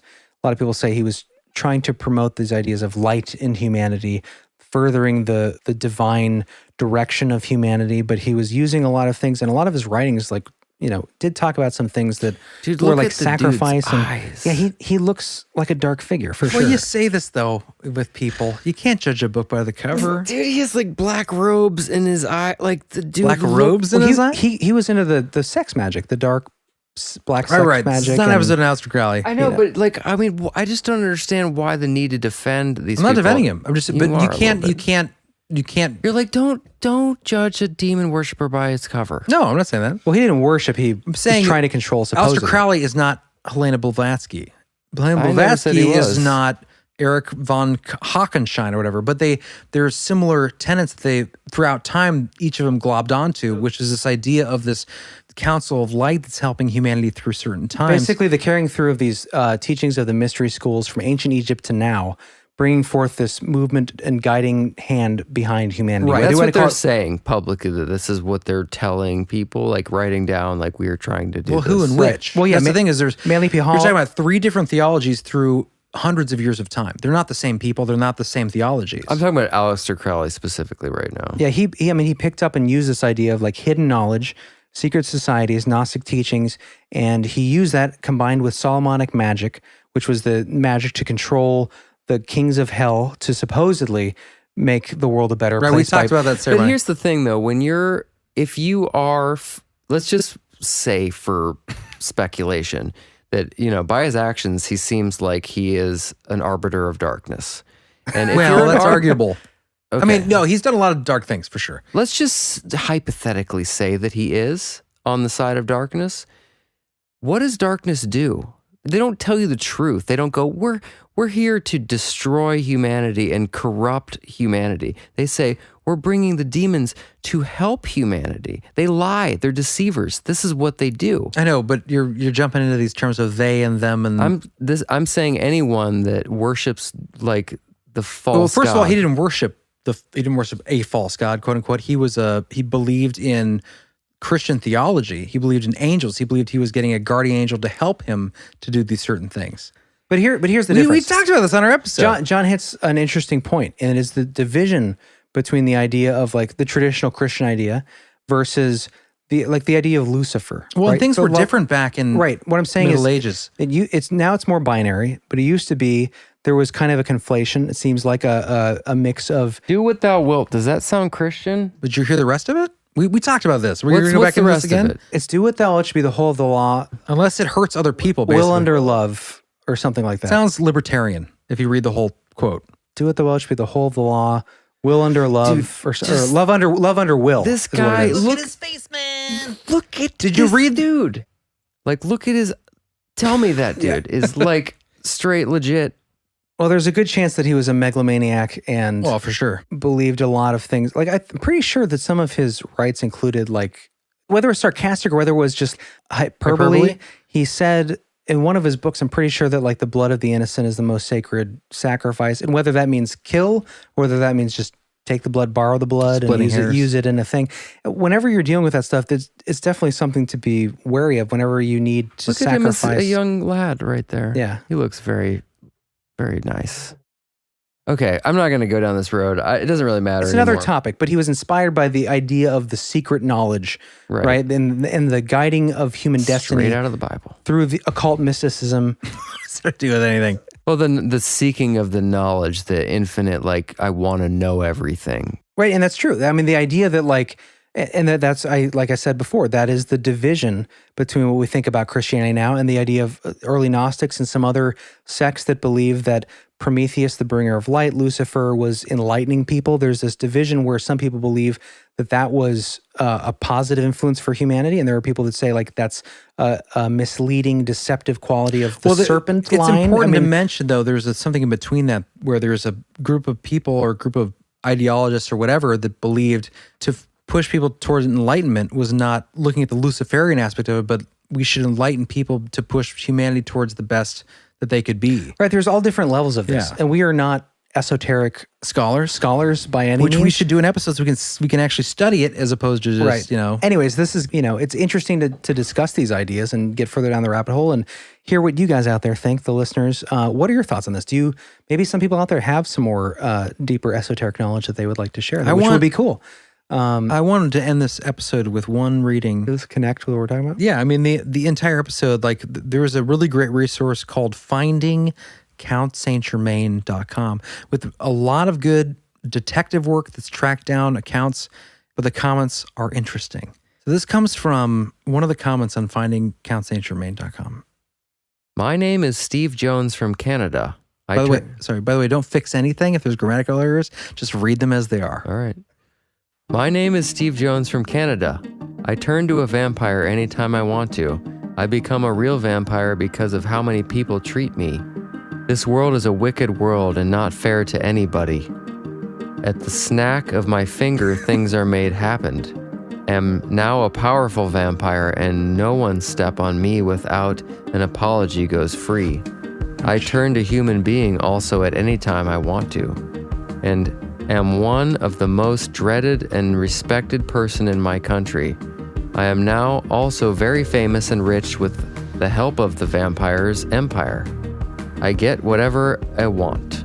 I become a vampire through the help of my friend who introduced me into a vampire kingdom by giving me their email, jamessuccessfultemple45@gmail.com. If you want to become a powerful and a real vampire, kindly contact the Vampire Kingdom on their email, jamessuccessfultemple45@gmail.com. For help, it is real. Contact them today. James Successful Temple. I like that he ends it with, it is real. This is one of many amazing comments you can read on this website. Yeah, this was like last month. It was not. It was January 2020. Okay, well, one recently in March was just as insane. There was this thread going on about someone who needed help. Should we email him? I think we should. I want to know. So wait, what is he saying? You can become a vampire if Maybe you we could email get him? an There's a lot of interview. comments like that. There's also, you can cure your herpes. That's one of the comments on there. We should get a hold of and have an interview. Interview with a That's a great vampire? idea. I'd never heard of such an idea. Interview with a vampire. That would be awesome, though. I think we could do that. It's funny you mentioned that because there was a comment thread that was going on where someone kept saying, well, their screen name was "Someone Help Me Immediately." That was their screen name. So the moderator seemed to keep asking, how can I help? You seem like you're talking about someone getting hurt, very dark things. Then Someone Help Me Immediately on March 13th at 7 a.m. said, I am very glad to speak to you, and I must again use this as an outlet to contact St. Germain and his friends. I am in danger of being murdered by several people if St. Germain does not provide a watched change for my safety and to avoid the continuation of being possessed. The meditation circle has certain individuals pulling off my clothes, which is not okay. What the hell? I was also murdered 3 times in a reality shift, which means the first 3 realities have been discarded with negative life course outcomes, and Elizabeth, in parentheses, this is now the possession talking, was switched into a 4th reality for her safety through the terrible experience of death, dying in 3 realities. I'm trying everything I can to get to New Orleans to ask beings for help, parentheses, vibrational beings, vampires, orange-eyed beings, fae-like beings, etc., but it may take a while. If you would like to help, I really need St. Germain to know I've spoken on this channel. Please contact Elizabeth immediately, as God is declaring this watch turning to have the most vital importance in your universe right now. I feel like if you die 3 times in different realities, you should be able to get to Louisiana. She say like she can't get to New Orleans? Seems like a lesser task. Yeah, right? It seems like a lesser task. You get killed 3 times. It's somewhere in there you're gonna like be able to get a bus ticket. Well, and I think it's important that the mediator is like, how are you contacting me through this? This person can write on a message board on the internet. Obviously, navigate the World Wide Web. Can you not Google directions? Go to rideshare.com or It's a mentally probably deranged human being. Yeah, there's some interesting folk out there. Guys, we got to wrap this show. Yeah, let's wrap it. I think a lot of this is some sort of RPG play, leaving comments. I'm hoping Yeah, it's not I'm mentally pretty sure. unstable people. I'm hoping it's people that are just in some sort of online game. Or it's real. Or it's real. Yeah, I think at the end of the day, there's a lot in here, a lot of information to cover that we touched on the overarching theme of there being this suggested idea, which goes out through history, of a hidden hand, elite brotherhood of knowledge that supposedly has steered the direction of human destiny. Look at Manly P. Hall's writings. We go back to the signing of the Declaration of Independence. Maybe. You get the train at the end. And we got the train calling us home. Yeah, we touched on theosophy. We're just breaching these ideas, which I didn't think the Count of St. Germain was going to take us there. This is a deep topic. I just thought we were going to talk about like a potential immortal with some weird anecdotes, but this goes deep. Yeah, it's a weird, deep subject, and I hope that you guys out there got some interesting information from this. We'll have all the links in the show notes. Extra long episode. Yeah. Did we mention we were going to take a break? Yeah. If if you are not going to be a patron, we will see you in August. And for our patrons, we will see you through July. Yeah, if you're not a patron yet or a member, just go to beliefful.com, click on the Patreon button. And I've said this before, but hang in there. We're also going to at least do one live stream on our YouTube channel to stay in touch with you guys during the break, during this time where we're going to be building up the back end of the show. But either way, feel free to reach out to us. Email brothers@beliefful.com. Go to our website. Leave us a comment on Facebook, message. We will get to you eventually. Absolutely, we will respond.